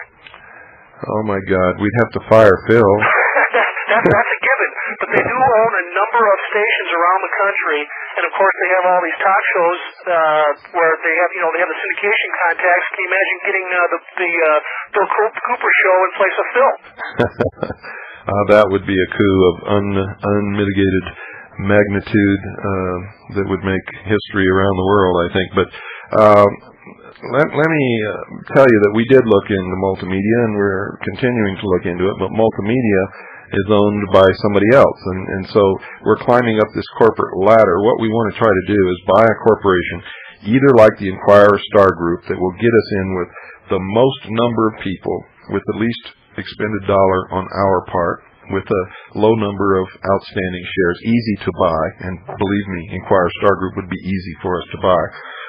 Or one of these other corporations that we find attractive that also has shares in some of the other corporations that we're considering. There is a lot of, what would you say, incestual relationship between these groups. If you look through a value line, you see that. That's how they own each other. That's how they take over industries. Bingo. And you go up to the board of directors, you'll find that they're all in the Council of Foreign Relations or the Trilateral Commission. And you can trace them right to the secret societies and certain religions. Well, again, as I started off saying, I'm fully in support of that. I'm going to be listening very carefully all week until we come down to a decision here. And you can rest assured up here where I'm calling from, we're going to go full bore to support you here. Thank you. Thank Wonderful. And you won't be supporting me, folks. You'll be supporting yourselves and trying to rescue this country. I'm just an instrument here. Remember I told you a long time ago, I'm a messenger. Don't ever, in your wildest dreams, ignore that fact, because it is true. Good evening. You're on the air. Hi, Bill. Hello. Hi, Bill. Yes. Hi. I'd just like to mention, I think this is a great idea, and I just wanted to let you know, and maybe some of the other listeners might want to know, a good thing to do might be to quit smoking. Quit smoking? I don't smoke. Well, I do, and I think it's an idea I came up with the other night when you mentioned this at first. As I quit smoking, I'm going to take the money that I would ordinarily pay for cigarettes with and put them towards buying these shares. Wonderful idea. I'm just waiting for a company. I'd want to hear more ideas. I don't know which company to invest in, but I think it'll have a twofold effect. Number one, I'll be healthy. Number two, I will be making a little money with the stock, and not only that, you'll be proud of yourself too. A little bit, but I won't be paying for Bill and Hillary's health plan. Yeah. So I just wanted to throw that out, and maybe somebody else will try it too. Hey, they haven't found out how anybody's going to pay for their health plan yet. Oh, they'll bleed it out of us, I'm sure. But everybody says it won't work. It'll work, folks. Believe me, it'll work. It worked in the Soviet Union. It works in Canada. It works in England. But the question is, How does it work? How long do you have to wait before you get an operation or you get the medical care that you need? I'll tell you how long, folks. It's usually until after you're dead. Right, that's why they all come over here for the health care in the first place. That's right. You know, it works over there like gun control works over there. Uh-huh. So, I don't know. Well, gun control doesn't work over there. Last year in London alone, just the city of London, there were 5,000 deaths from handguns, and it's against the law to own a handgun in England. That's just in the city of London. It's nowhere else in the United Kingdom. Thank you for calling. Thank you, Bill. 602-333-2174. We want to hear from you. We want to get your input on this. And I know we can't get all of your input, but we can get some of your input, and we need it desperately. Before we go to make decisions, we want to hear what you have to say. Good evening. You're on the air. Hi, Bill. How you doing tonight? Good. Great. I really appreciate your broadcast and that suggestion. Uh-huh. I don't know how smart it is, but have you considered merging in with Pat Robertson's Christian Broadcasting Network? Wouldn't do it in a million years. First place, this is not a religious program. We believe in the Constitution, which allows anybody to worship at the altar of their choice, just as I do, just as you do. So we would not align ourselves. If they wanted to pitch in and get their people involved in this, we would welcome them wholeheartedly, but we would not become allied with them, so to speak. The reason why I asked is that in his book, New World Order, Pat Robertson has spoken out against the Council on Foreign Relations, the Trilateral Commission, the Federal Reserve Bank, and other forces that are acting against the Constitution. So I think maybe this might be an avenue to explore. You know, Pat Robertson could be one of the biggest forces for change in this country if he really wanted to. If he was really on our side, he would have already done it. He only wrote his book, The New World Order, because he couldn't explain to his congregation, his vast following, why he had not written or spoken out concerning what was happening to this country. What he wrote in that book is nothing. It reveals nothing. It bothers nothing. It concerns no one. Well, it is interesting that in the past year or so he's pulled back from talking about the CFR and the other secret societies. That should tell you something, shouldn't it? Yeah, and at the same time he's still asking for money too, so I'm not That's sure right. that people ought to be investing in his stock. That's right. That's right. But anyway, I appreciate your broadcast, and I want to wish you God's blessings on your future endeavors. Thank you very much. Good night. We need all the prayers and God's blessings we can get. 602-333-2174. Good evening. You're on the air. Good morning, Bill. Good morning. Or good evening. Fine. I've been listening to you here about 3 weeks, I guess, when you started your replay of The ministries? Uh-huh. And very interesting. I was a little bit skeptical for a while, but the more I listened, the more I got into it. And I'm interested here in this other deal you got about the stop. Uh-huh. And what do you think about it? Yeah, it's very interesting. Very interesting. And something else, it's on Trinity Broadcasting tonight, they run a little deal about Halloween. Yeah. And, hey, the symbolism was all there. Yeah, it is. It sure was. It was all there. I mean, from Disney all the way down. Very interesting. Somebody might want to catch it on tomorrow evening on the replay. But I'm very interested in your stock deal. Good. I think it's a way that everybody's always asking me, what can we do? Well, folks, this is what we can do. Yeah, you know, they eating us up, telling us lies and everything else. That's right. Okay. Thank you, Bill. You're welcome. Thank you for calling. 602-333-2174. Let's get some more calls in here, as many as we can, and hear what you have to say. Good evening. You're on the air. Well, how are you doing? Fine. How about some broadcasting stocks? I do like newspapers, but I think the readership of newspapers in general are on the decline. I was thinking more in lines with maybe TV or radio, or maybe even the Sun Radio Network. Well, let me give you some ideas. The largest circulation of any newspaper in this country is the Wall Street Journal. In this country, the circulation is approximately 1.9 million copies per day. Now, worldwide, it's approximately 2 million. The Inquirer Star Weekly World News reached 22 million people per week with one printing. Well, you know, that's absolutely true. And the reason is because they control the racks at the supermarkets. where everybody has to go for food. So just about at any given time during the year, you'll find one of those copies of those three newspapers in almost every home in this country, sometime during the year. Well, that would be absolutely great.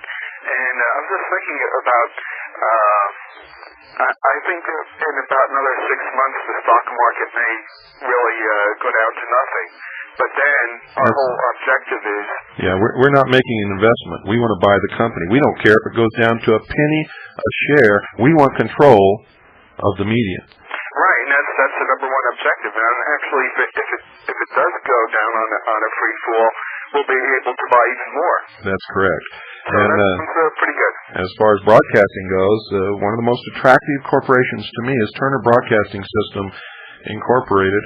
And we could start off by buying one of these others that already owns 18.5% of Turner Broadcasting Systems. Do you see what I mean? If you buy one, you get a piece of the action of another already? No, that's true. I used to subscribe to Broadcasting magazine, and you could see in there how interlaced and interlocked that they all are. That's right. And it actually goes against the FCC rules, but they do it anyway. Yeah, it goes against a lot of rules. It goes against antitrust. It goes against FCC rules. It goes against an awful lot of rules in this country, but everybody ignores it, and that's how they control the news. That's why when you listen to the news on NBC, it sounds almost word for word exactly like the news on CBS, and almost exactly like the news on ABC and CNN. You could take the script for the news of all four of those networks, and they would almost be word for word the same. Yeah, absolutely. I don't listen to any of them. I find the BBC is pretty good for being objective. But anyway, I'll let you go and take some other calls. Thanks a lot, Bill. Thank you for calling. Okay, bye. 602-333-2174, coming into the last quarter of the hour, folks. Good evening. You're on the air. Hello, Bill. I like your idea, but we have to keep in mind that these do have to be voting shares, and That's really right. only the majority shareholder does have a say in the corporation. Now, 10% of outstanding stock isn't going to get that done. Well, We have to fine-tune this idea a little bit. Well, it depends upon what corporation you're talking about. There are several of these here where there is no majority share of the stock over about maybe 15%. And if we could purchase, say, 10% of the shares, just as a first goal, we don't have to stop there. I mean, if we're successful, that would give people a tremendous incentive to keep going. And if we kept going, or even if we didn't, if we just had that 10% of the shares, don't you realize that there's an awful lot of other stockholders in the same company that are just as dissatisfied as we are, but have always been minority stockholders? That's a good point, yeah. And if we unless the opposite of that could be, we could wind up getting into a power struggle where the majority shareholder would just buy a little more stock just so they can hold their hand, and then we could find ourselves banging our head against a wall. Well, the way we intend to buy the stock, we wouldn't have that problem, you see, because we're not a corporation or an entity. They can't put their finger on us. There would be no way to put their finger on us. You can't stop Granny from St. John's from going down and buying 10 shares of stock. Well, I'm definitely interested in the idea, and I hope you stick with it. I'm definitely back you if we can pull it off. Great. All right, good luck. Thank you. 602-333-2174. You're listening to the Hour of the Time. I'm William Cooper. Good evening. You're on the air. Hi, Bill. How you doing tonight? Fine. Since you've moved on the shortwave, I haven't been able to pick you up. And I was wondering if you could give me your address so I could get some information about the secret religions. Do you have the frequency that we're on? 5.1? No, it's 5.810. Right. Yeah, I just not able to pick that up any longer. Do you have the frequency on the band on your radio? I have it on the dial. You may need a new radio. Some radios don't have the 5.8 band or the 5 megahertz band. Yeah, I have the band. I Can't pick barely pick you up, and most nights I can't get you at all. Where are you at? In Raleigh, North Carolina. Raleigh, North Carolina. You should be able to get us real good. We've got a lot of listeners in North Carolina. Have you tried an outside antenna? Bare wire? No, I have not. Okay, what you need to do is go down to your local Radio Shack, tell him the problem, tell him what you want to do. You want to put up an outside bare wire antenna, and they'll show you how to do it. Okay. And the address, for all of you out there listening, write this down. Our address is Post Office Box 142 1420. That's P.O. Box 1420. Sholow, spelled SHOWLOW, Arizona 85901. You can write to me, William Cooper, Post Office Box 1420, Sholow, Arizona 85901. Okay. Thank you very much. You're welcome. Thank you for calling. Also, folks, the hotline in Los Angeles will no longer be operative at the end of this month. We will be giving out the number to the research center in the studios here. Carolyn Nelson will be here. I'll be here off and on to answer your calls. You'll be able to speak to a live person at least 75% of the time, probably. Good evening. You're on the air. Howdy, Bill. Hello. Hi. I want to share a few ideas with you about how to maybe reach some more people with your idea we've been discussing tonight. Great. There's an increasing number of patriots on BBS systems now, and if you could use that approach, you might be able to reach quite a few people. Well, we have a BBS that traditionally has been open only to CAGI members, and we did that so that it would be private and not come under the jurisdiction of any federal law enforcement agencies. Okay. But I think we're going to open it up to the public. We're going to have to be very careful, though, that we don't allow any hackers on that board, because basically they go after hackers. Any board that a hacker is a member of is fair game. See. Another idea is sharing a mailing list with someone like maybe Michael Benn, if you're familiar with him. He's organizing the Impeach Clinton campaign. We can't do that. You can't do that? No, I have pledged to CAGI members and to everyone that I've ever come in contact with that we will never reveal to anyone our mailing list, nor will we ever solicit mailing lists or names of anyone who does not solicit us. I see. In other words, we don't go out looking for people's names and addresses. I don't take mailing lists when I give speeches or anything, or lectures. If someone wants to be on our mailing list, that's fine. If someone wants to be a member of CAGI, that's fine. But we don't solicit mailing lists, our names, our addresses, nor do we ever divulge names or addresses of anyone. And that's one of the reasons I was so concerned about what happened with one of the lists at Swiss American Trading. Well, I like that idea. It's protecting a lot of people. So maybe you could approach it another way, like just share the information with someone like D.V. Kidd or Michael Benn and see if they would do it on their own rather than, swapping information. Yeah, we'll be happy to do that. What we have to be careful of is that the proxies come to us.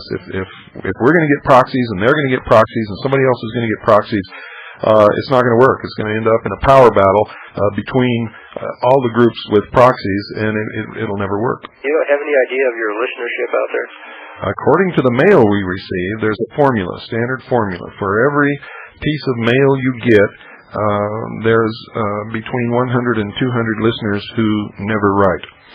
And according to the mail that we get each week, it's telling us that worldwide we have approximately 10 million listeners. But we may have an audience that writes more. So it may be less than that. Well, that's amazing. If you have anywhere near that amount, you could get the job done. Well, it's not really amazing when you consider this, that in this is the only country where when you buy a radio it doesn't have the short wave bands on it.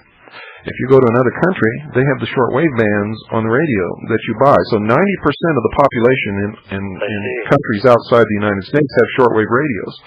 In this country, only 10% have shortwave radios, and that's still 25 million people. But we don't know how many of those shortwave sets are in closets not being used. One final question. Who will have the voting power when the proxies are set? Will it be CAGI or will it be you? No, it will be me. Okay, well that's good. Or someone else. If something happens to me, we'll have somebody else designated to step in and do it. I like that idea because a group of one can't be infiltrated. That's right. Okay, thanks, Bill. That's always been that's what I've been trying to teach all of you. Great. Hey, keep it up. Thank you. Bye-bye. Thank you for calling. 602-333-2174 is the number. Good evening. You're on the air. Yeah, excuse me. Let me turn my radio.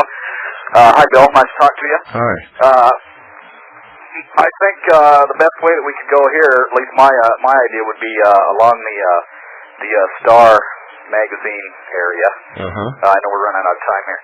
The reason of that is maybe a lot of the people listening wouldn't see the beauty of the thing. It seems like it would be reasonably priced. We could get in to that magazine for a fair price. And like you say, I mean, they own all the racks. That's right. Also, there's agents, counter agents. By buying a magazine of this type, you can get out the message and, maybe wake people up. Sure, and I don't know whether you know it or not, but Generoso Pope was an agent of the Central Intelligence Agency. He was a member of the secret brotherhood, the Order. He established the National Enquirer and then purchased the Star and the Weekly World News. Was done later. And these are just merely conduits for disinformation and the total frying of American brains. Exactly, and I think that might be a good idea. That might be a good reason to target. Sure, we could take it out of their hands. We could change the whole format of the thing. We could control 40% of the racks in the country, and start filling those empty heads with something that's worth something instead of the Donald Francis after the third type stuff. Right. Also, and I think maybe we should shy away from the newspapers. Most people don't read that much. I would say, maybe like like you were saying, the Star or videos, movies, a Paramount type company. But my pick would be the Star area. Can I ask you just another side question? Real quick, because we got to go. Okay. Are you familiar with Robert Anton Wilson? Yes, I am. What do you think about his publications? Robert Anton Wilson is a spokesman for the Brotherhood, and what he does is write very, very good intellectual spoofs on the idea of a conspiracy, to the point that anyone who has any intelligence after they have read any of Robert Anton Wilson's works would simply poo-poo any idea of a conspiracy. And he does his job very well. I've met with him, I've talked to him, I've sat on panels with him, and well, that's that's fine. I just wanted to hear your comments. Well, thank you. I appreciate the time. You're welcome. Bye. You can glean an awful lot of information if you read his books and get some insight into the ufology movement and a few other things. Thank you for calling. Well, folks, that about does it. Remember, we have the books copied, loose leaf, Xerox copies of the 68th Convocation of the Rose Cross Order, and you'll be able to read in it exactly what I read over the air in the Mystery Babylon series. That's available if you want it, $15, post-paid, and for a short time we're going to duplicate as many as we get orders for. And when we get tired of duplicating these things, we're not going to do it anymore. So if you want a copy, get it now. Good night, and God bless every single one of you. Hello. Are you there? Nobody's there. Goodbye.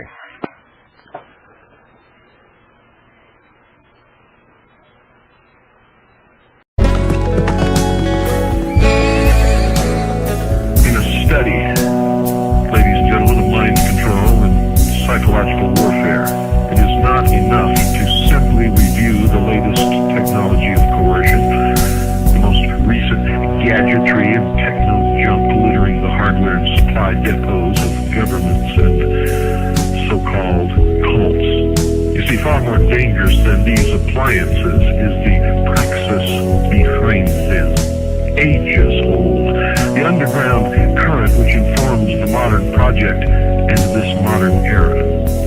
You see, for life in our modern era is little more than life in an open-air mind control laboratory.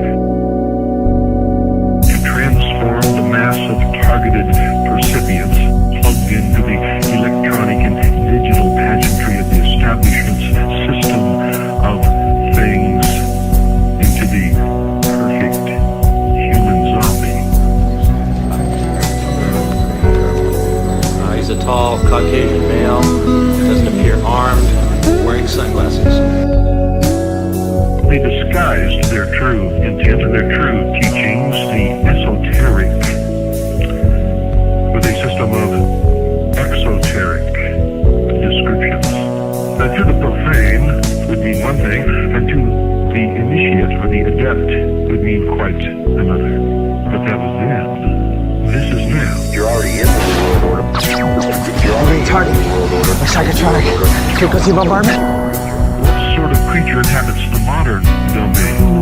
Who is the modern man? He is the smartest, most advanced individual to ever strut the planet, the most relatively liberated being in history. He scoffs with great derision at the idea of the existence and operation of a technology of mass mind control emanating from the media and government. Modern man believes that he is much too smart to believe anything as superstitious as that. But the truth is, modern man, ladies and gentlemen, is the ideal hypnotic subject. Shut up and kiss me! Hey, sometimes I want to throw you out the window. Other times I want to hold you all through the night. Every time you look at me, I can't really let go. Come hold me tight and light my fire night. Hi, how was that?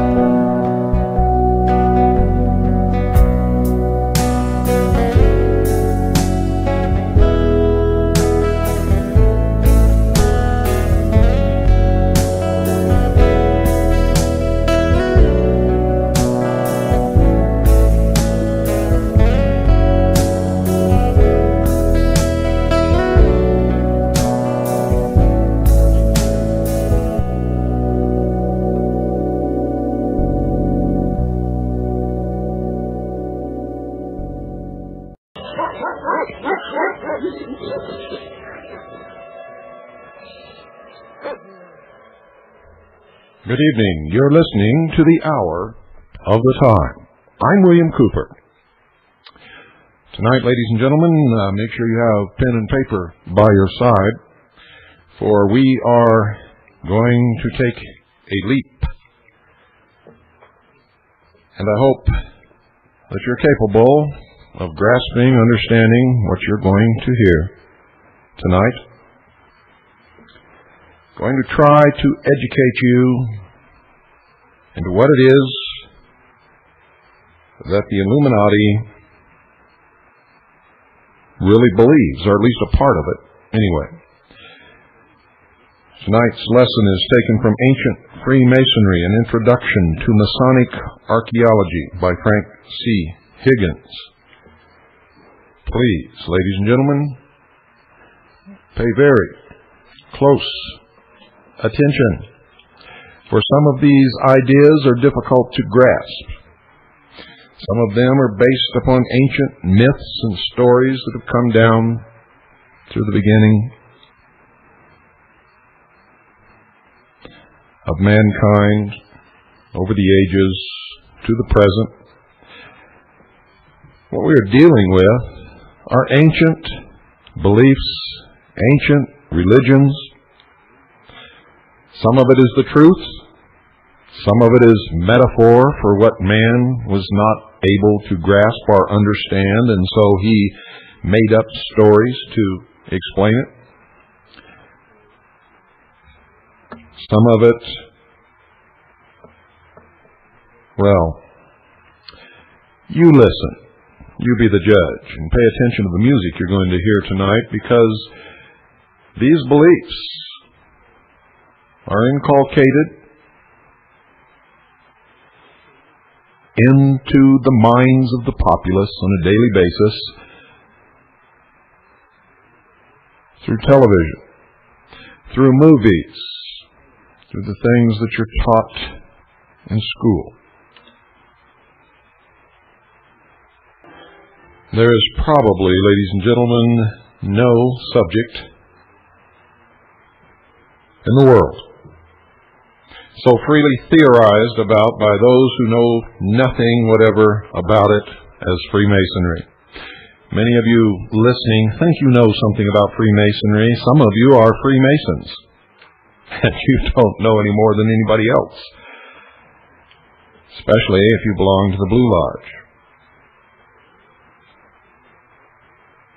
And the worst of it all is that the misguided critics are not always those who are supposed to be dwelling in outer darkness.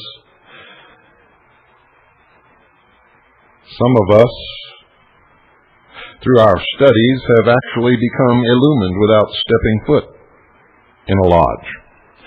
And by illumined, I don't mean buy into everything that they believe or say or plan, but understand it. Understand it sometimes better than most Freemasons ever will, no matter how long they remain in the lodge, no matter how many degrees they obtain. And anyone who wishes to learn the secrets that are being held by those who call themselves the guardians of the secrets of the ages may do so, because none of it is really hidden. You see, it's hidden by the fact that most people are too ignorant to understand that they have to study these things to understand their enemies, or their friends, as the case may be. The Masonic Lodge is very much like one of those ingenious apartments devised to combat the high cost of living somewhere, in which as a visitor you are to all intents and purposes led to the parlor. Once the guest departs, the pressing of a few buttons and the sliding of a few panels turns every article of furniture into something else entirely, and the tired host is in an equally luxurious and well-appointed bedroom, invisible to the previous guest. A very large majority of Freemasons stay in the parlor all their lives. They don't even know that there are other rooms in the house. And they never discover the double purposes of the signs, the symbols, and the secret work which they think they understand. Where everything is veiled, and then it is revealed in the next initiation. The poor sheeple thinks that revealed means revealed. Study the spelling of the word. The very meaning of the word initiation is to open the eyes or reveal. That something which appears to be one thing is really another. That simple objects which we have never considered in other than a utilitarian sense may be employed by the instructed hand for far more noble and glorious purposes, or in some instances, ignoble and dirty purposes. Up to the very point of his final acceptance into the fraternity, the candidate in Masonry may depend upon his sponsors and supporters to smooth the way for him to the utmost of their ability. But when he has at last attained the coveted goal and received the congratulations of the faithful friends who have rejoiced in his coming among them, the reason that he's really there, then commences the real test of his quality as a Mason, and he must study and secure information for himself. Most never do. What he might discover, if he uses his intellect, is that each time he goes through the initiation of a higher degree, the same story is told differently and ends up having a completely different meaning. But each time, the fool actually believes that he has now discovered the finally meaning. Usually at the third degree, what's called the Master Mason. Not realizing, of course, that in the Scottish Rite there are another 29 degrees. And in the York Rite, not as many more, but still more degrees. Each time, a different story is learned with a different meaning, always the same story from the beginning.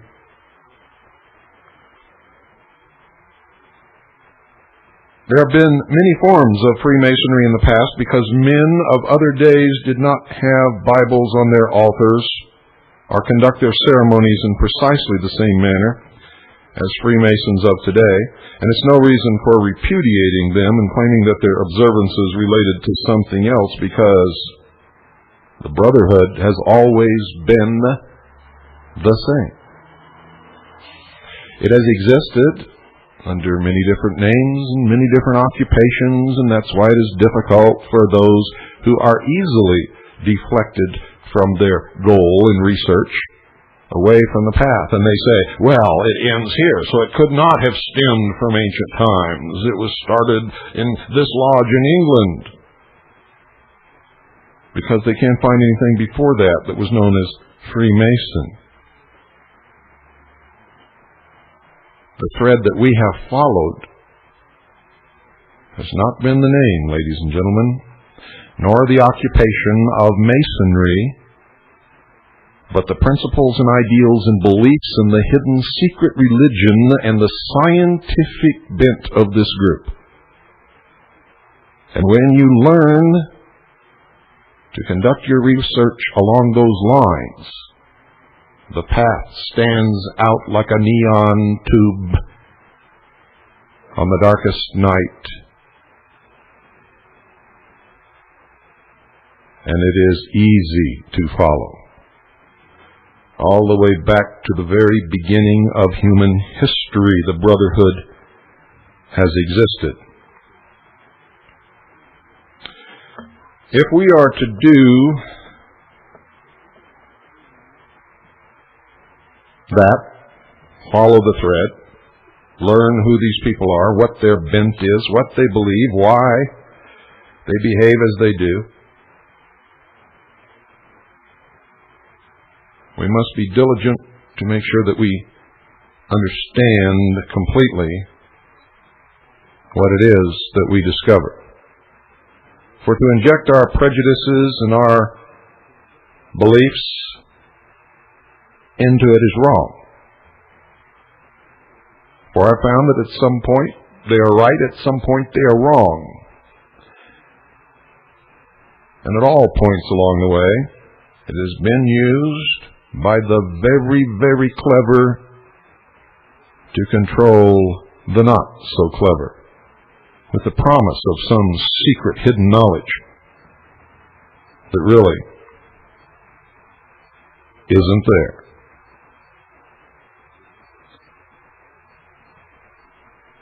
There's proof that not one of the ancient operative grandmasters could have worked his way into a single modern lodge. They wouldn't have understood it because much of the ancient method of initiation has been stripped away. You see, in ancient times, the goal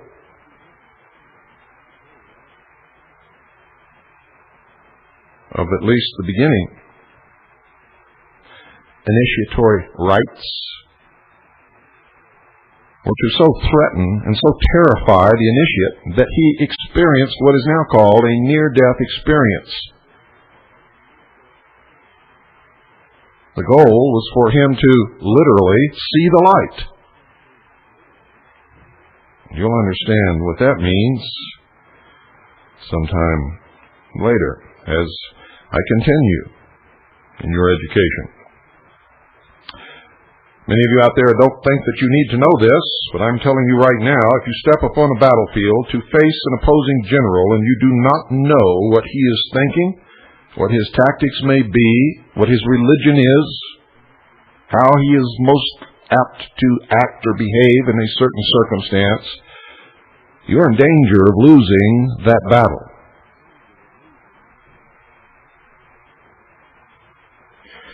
King Solomon, or King Hiram of Tyre, would have had the time of their lives in obtaining admission anywhere.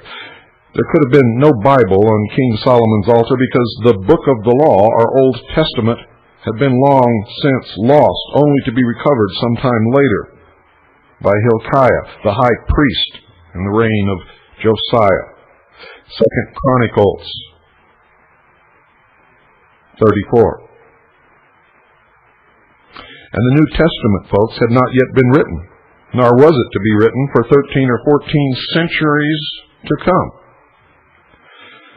In fact, instances might be multiplied to show that the true philosophy of Freemasonry is something far above and beyond many of its latter-day essentials. You see, most modern Freemasons don't really practice real Freemasonry. It's being used to inculcate beliefs and ideas to change the world.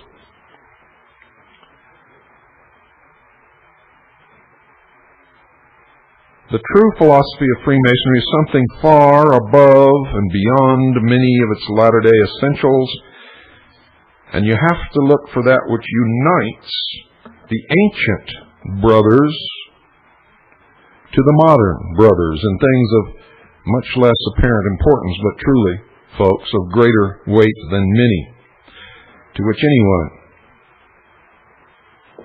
gives impressive insistence.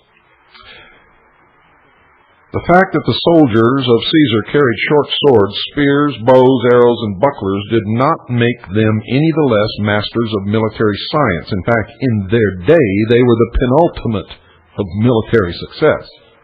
In actual fact, modern military experts are astounded at the manner in which various strategic operations were carried out by the soldiers of ancient Rome. And they still respect their leaders as military geniuses, and their tactics and methods are studied in all of the military colleges of the world.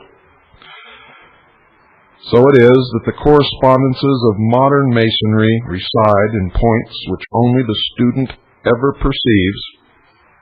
Notice I said student, someone actively engaged in the profession of learning.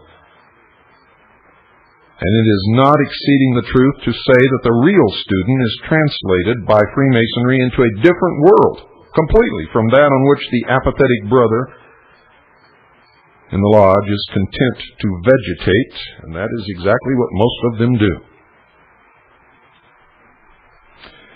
We have just passed through a period of the world's history in which many and serious errors have been current about the world as it existed prior to 2,000 years ago.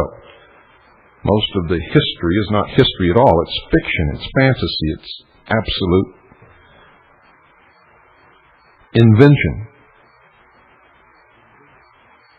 Our civilizations are different, folks, but the current notions of their improvement are far from correct. The true man is the naked human animal endowed by our Creator with a reasoning mind and an immortal soul. When he is dressed decently, whether in fig leaves, skins, a toga, or creased trousers, when he is fed so that his palate is delighted and his physical forces maintained, doesn't matter whether with fruits or nuts, game from the forest, or the refinements of la cuisine Francoise, when wife and children evoke the tenderness of his being, when the ties of charity, friendship, and love bind him to his friends and family, and his soul reaches out in grateful recognition to an unseen but ever recognized cause, then man is as perfect as man will ever be, and always has been that perfect since he has been man, and that's the ultimate perfection that he can ever reach. Many of our modern contemplations of the self and the wonders of our own time seem to impel us to build unflattering contrasts between ourselves and those who went before. You see, most of the accounts we read of the barbarities and brutalities of past ages are like Mark Twain's comment on the premature report of his death. And I quote Mark Twain, "greatly exaggerated," end quote. Unfortunately, folks, the Greeks of Alexander's time or the Romans of the Republican era, whose laws we still admire, and in many instances copy, did not have accounts of the Kaiser, the Sultan, von Bissing, and von Tirpitz to show them how degenerate they were, and how a few thousand years more or less were going to improve humanity. but we're able, on our side of the great gulf of time, to abandon some of our foolish notions and realize, while the outward aspects of human society have altered from age to age, man has remained essentially exactly the same, good, bad, and indifferent according to his lot, environment, and his moral values. Freemasonry takes very much the same view of the human race that I have just imparted to you. And it has maintained this view during the thousands of years in which it's been trying first to make what they call good men helpful, charitable and just, and in second instance to make bad men better by placing such influence as themselves amongst them. This is what they're taught, but this is not what often occurs. And that's why true Freemasonry can never be a sectarian institution, folks, and why it is marred wherever sectarianism has set its seal.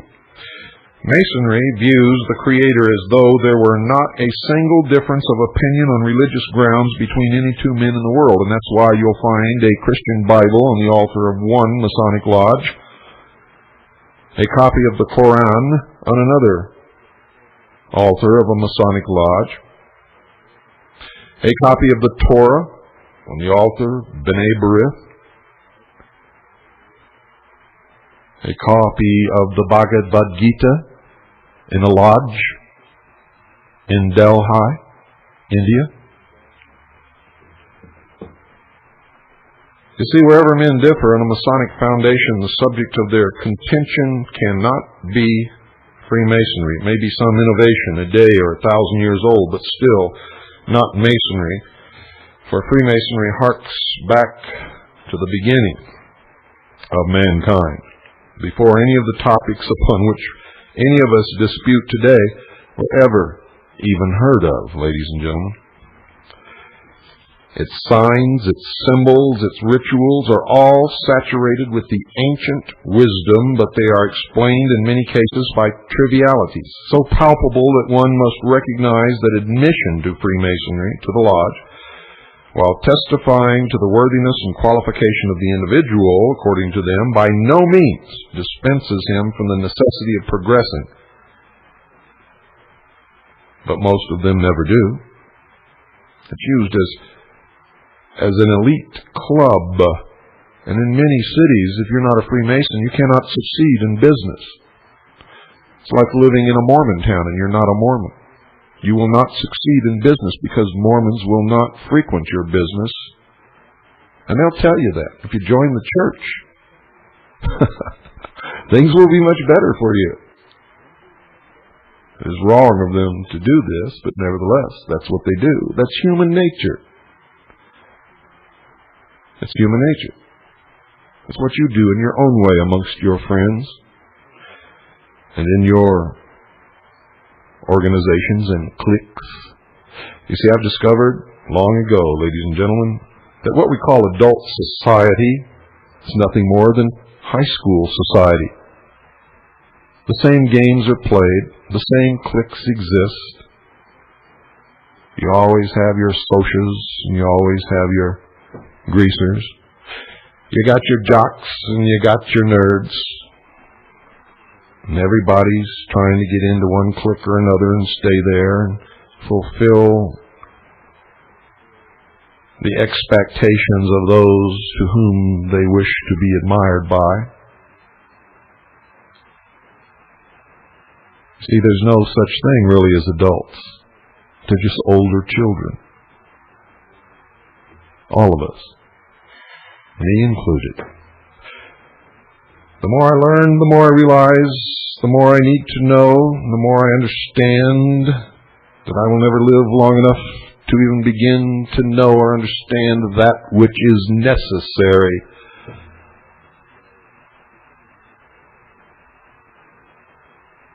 But I cannot give up. I cannot quit. I must continue. For if I stop, the moment I stop, I become a slave again of someone or something or some organization. It is a never-ending, never-ceasing battle to be free, to be responsible, to be indeed sovereign in my own right.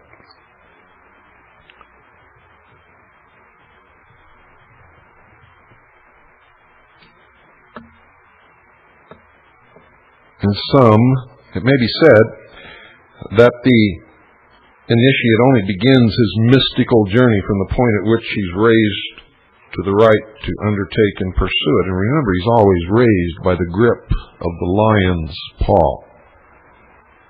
Where does that come from? What is the lion's paw? Well, pay a little bit more attention to what's springing up around you. Don't you think it's very strange that at this point in history, Pat Robertson is standing there with this little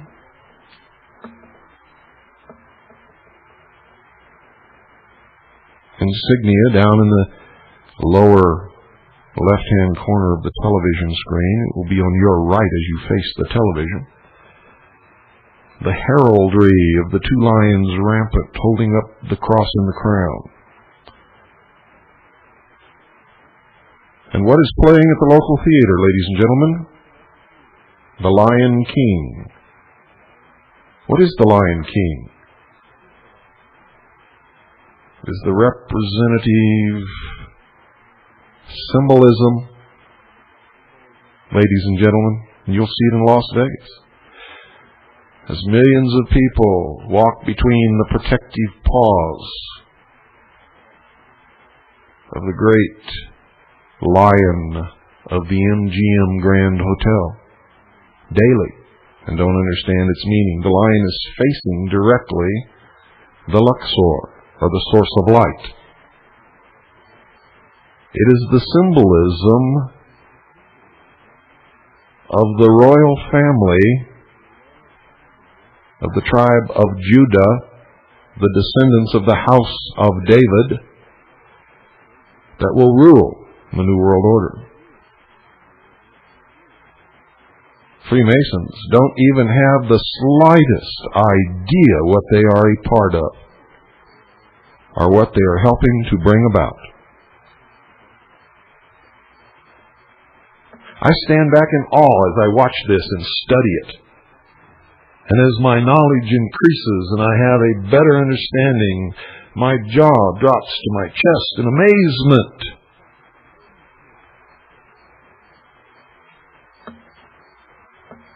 Absolute amazement. I don't know if I'm going to be successful in waking up anyone, but I must continue to try. For you see, once we really understand what's happening in this world and what's bringing it about and why, and once we understand that we can never cease studying and understanding and learning, no matter how old we get or how smart we think we are, once we understand that, that's the only time in our history that we will actually be free, even though we've thought we were free on many prior occasions. None of us are free. Yet. Nor have we ever been. We've been pretty close to it. But somewhere along the line, we stopped thinking, stopped using our brains, began to be puppets. Someone began to attach strings to our hands and our arms and our feet and our knees and our mouth even. It is amazing.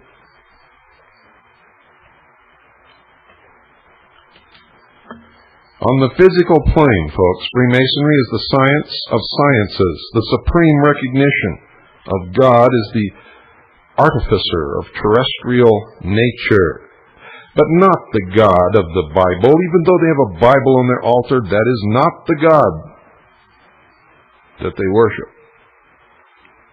Not at all. In the series Star Trek, which music I played at the beginning of this program, and you'll hear again, Dr. Spock represented the illumined man. the man who worked from pure intellect. He was never wrong. And even though Captain Kirk was the commander of the Starship Enterprise, it was Dr. Spock who really controlled everything, and none of you really understood that. In Star Trek I, the Federation had brought all the different known intelligences in the universe together in what could be called on Earth a new world order. They battled against one race. They refused to join. They were called, ladies and gentlemen, the Klingons. Why were they called the Klingons? Because they were clinging on to the old way.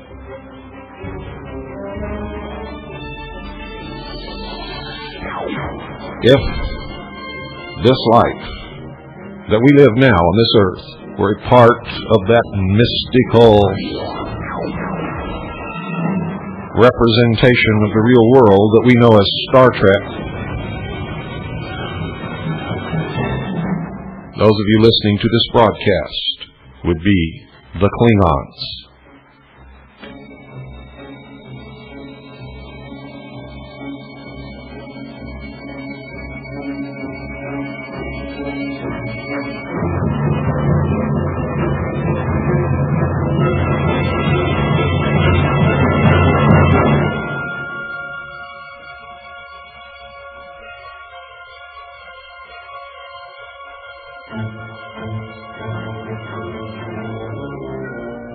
On the spiritual plane, Freemasonry is the original religion. They claim that they are the religion of religions. To the public, they say they are a fraternal order, not a religion at all. They lie a lot.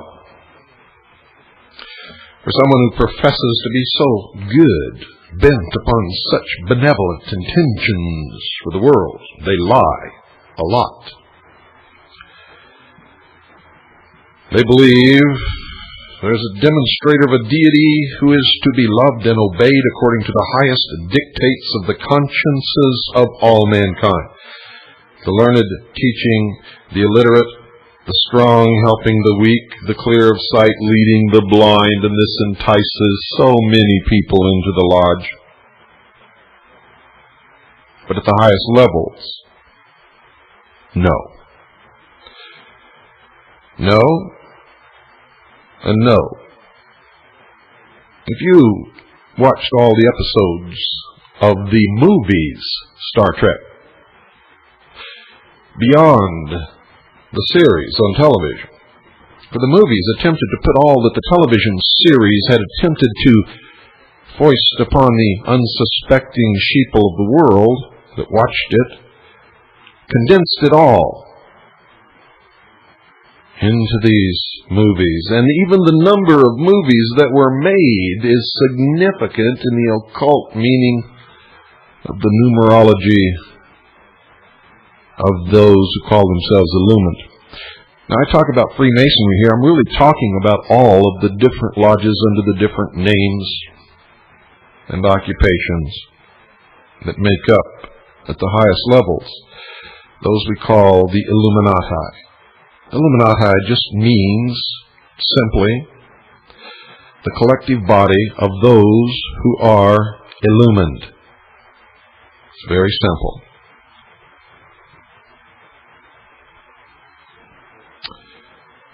Very, very simple, ladies and gentlemen. And in one memorable episode, you will see that they actually went out to find God. God.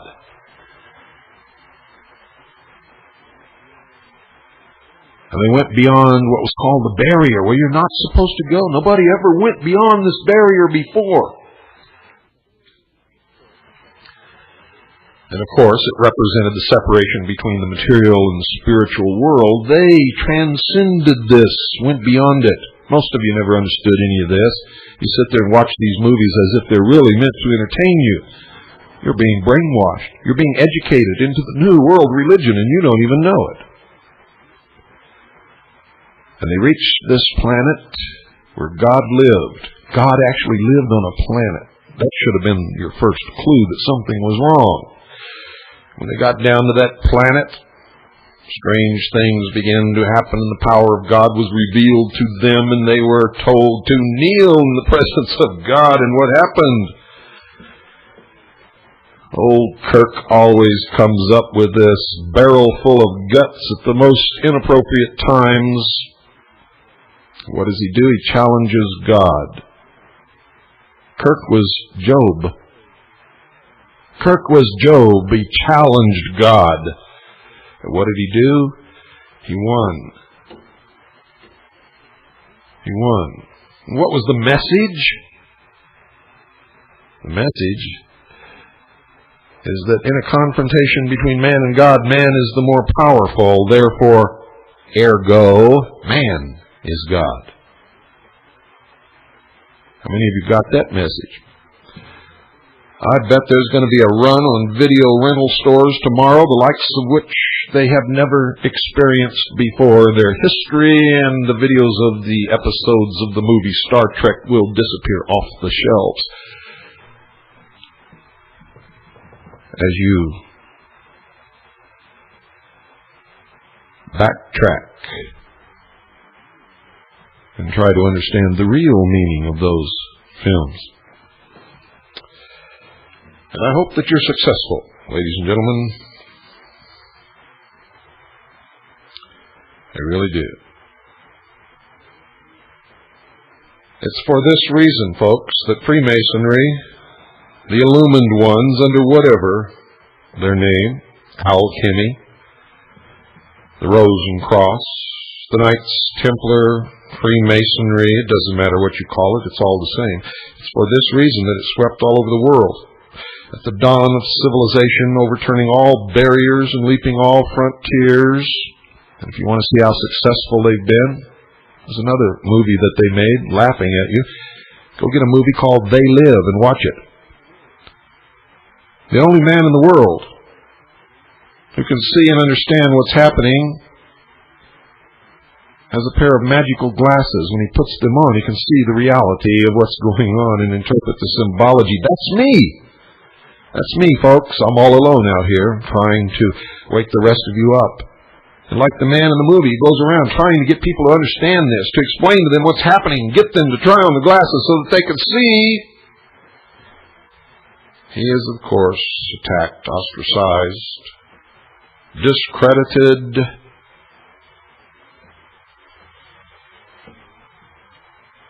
But like me, he never stops. Get it? Watch it. Every locality has produced its individual dogmas, but the doctrine of universal brotherhood was carried throughout the world ages before the coming of temples or churches based upon the ascertainable facts of our universe, which could be demonstrated as clearly to one race of earth dwellers as to another. I've dwelt a lot upon the Masonic mysteries during this broadcast. The many tapes of the Mystery Babylon series that many of you have purchased and have had your eyes opened and are on the way to becoming truly knowledgeable.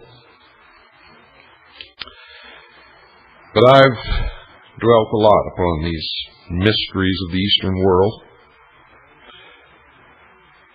But I've only touched upon the fringes, folks, of a contemplation which overspread the forest hills and dales of primitive Europe ages before the covetous eyes of any Caesar had remarked its glories and its possibilities.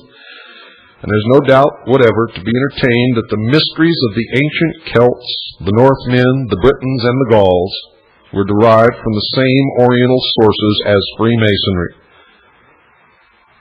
An illimitable time prior to that period at which European history begins with the invasions of trained cohorts from what is now known as the Italian Peninsula.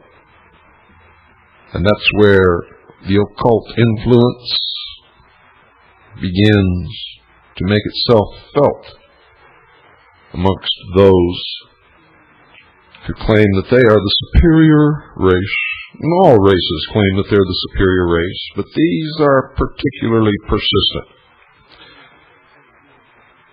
And whether these mysteries entered Europe with the first errant nomads of the great wandering upon European soul from northern India, or whether they were imported thither and yon, as they would have said back in early England, by the merchants of the Mediterranean who traded in every port from India to Britain, it's not known. Nobody really knows. But I've studied Celtic archaeological remains, especially the rude coins of some of the tribes inhabiting the north of France just prior to the Roman conquest and the parts of Spain contiguous to Punic settlements. And those coins are able to attest to the fact that the symbolism of Egypt degenerated into an archaic form, but still unmistakable, as the symbolism of Egypt is present throughout.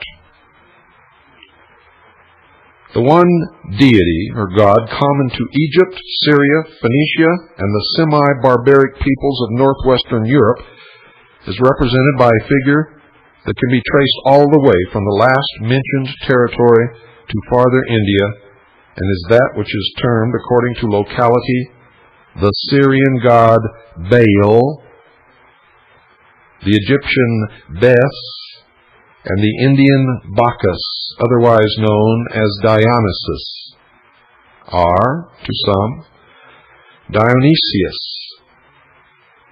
The last name is derived from the Semitic Adon-Ishu, which the Babylonians corrupted into Dunyush, calling the capital of the valley of the Euphrates Tin-Tir-Ki, or place of the tree of life, and the country around about it, Kar-Danish, or the garden of Danish, in which was placed, ladies and gentlemen, the drama of our first parents. You remember them, don't you? Adam and Eve. You see, among the Babylonians, this Ishu was the son of the god Anu, which literally means I am. Elizabeth Clare Prophet is familiar with that phrase, I am. She doesn't know what she's doing either. And his wife, Anatu. The word Adon meant Lord. Lord. In the Hebrew, you're familiar with Adonai. The word Adon meant Lord, which is identical with the word Baal, which also means Lord. The Hebrews originally called Jehovah Baal, quite reverently, and still call him Adonai, which means Lord. The Babylonian Bel and the Greek Adonis were the same as the foregoing, as also Dumuzi, or Tammuz, throughout Syria. Remember Tammuz was the son of the mystical union between the dead Nimrod and his wife Semiramis. Later it was Horus, the progeny of the mystical union between Isis and the dead Osiris. Throughout Syria and Osiris, Horus, and Egypt, the manifest idolatry of these imageries is not to be gainsaid, but they are one and all the same. They are one and all associated with symbols which upon dissection prove always to be geometrical or arithmetical concealments of the Hebrew four-lettered name JHVH, that many of you call Yahweh or Jehovah. The identification, folks, of this figure as that of the God of nature was made by symbolic attributes. The panther skin, above all, which is present in highly artistic form in Greek art, is barely indicated by a tail to the rude figures of the Syrians, Phoenicians, and Celtic tribes. All with the same thread of the same religion, all beginning at the same point in history. This was the God of the mysteries par excellence, from Himalayas to the English Channel, and even beyond. So far as the Celtic tribes penetrated into England, Wales, and Ireland, they brought this mystery religion with them. They built their temples, their lodges, of which Stonehenge is one. And they practiced their form of Freemasonry, oh yes, in those lodges.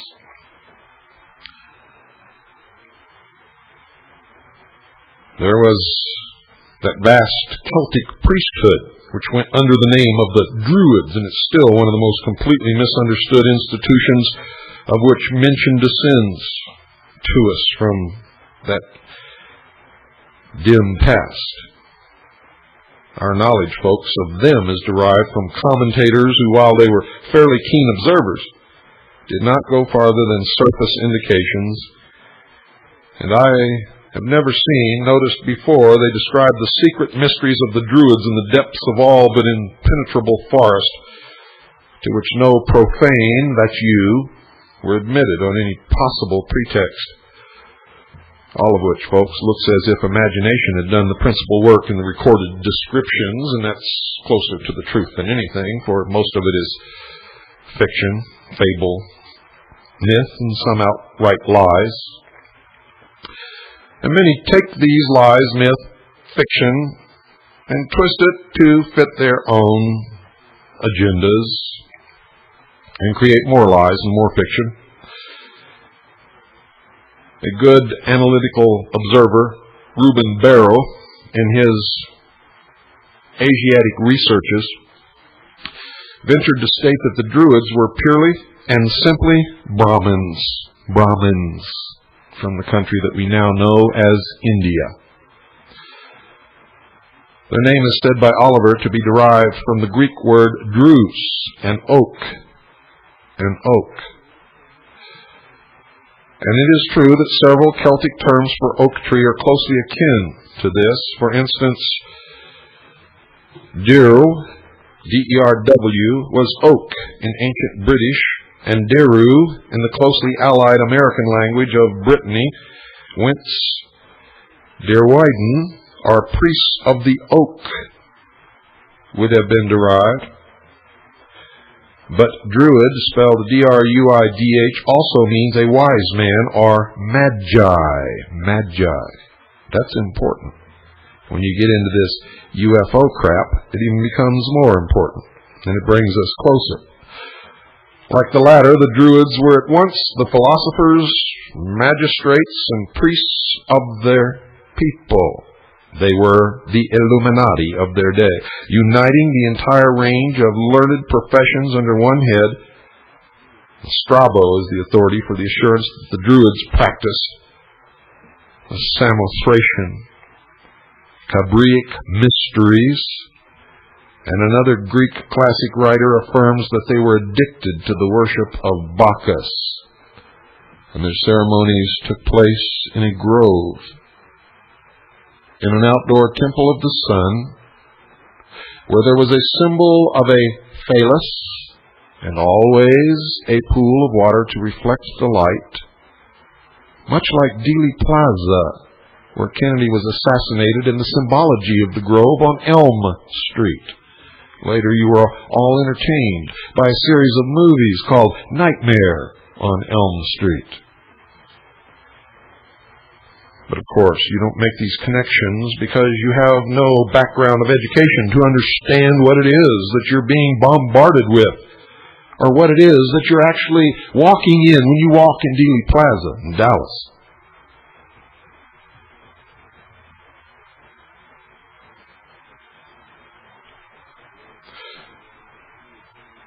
Dr. A. Borlase, writing of the Druids early in the 19th century, has traced many similarities which connect the Brahmins with the Persian and Chaldean Magi, and the latter with the Druids. Hutchison says that there were two sects of Druids, one of which was composed of Sabians, or star worshippers, and the other of fire worshippers, the philosophers of fire, akin to the Parsees, and that these two hated each other cordially. Well, there's little doubt that the Kymric or Welsh god Hu was the same god as the Semitic Ihu, or Jehovah. And the Kymri are traceable in their wanderings clear across Europe from their original homes in Asia Minor. The Druids worshipped the deity under the form of the equinoctial bull, as did the early Hebrews and Egyptians, and under the form of an erect monolithic stone, the Phallus, the Hermetic pillar, or Gilgal, of which so many are found in Palestine to this day. The Ceridwen, the female consort of Hu, responds in every way to the Egyptian Isis, and they had a solar god called Isus, or Jesus, or Jesus, who corresponded with Horus and was celebrated with similar rites. The latter is evidently the old Babylonian Ishu in another dress, and it is the basis, or the font from which British Israelism stems, and it's all bullshit. Good night, folks. God bless you all. I will continue this tomorrow night.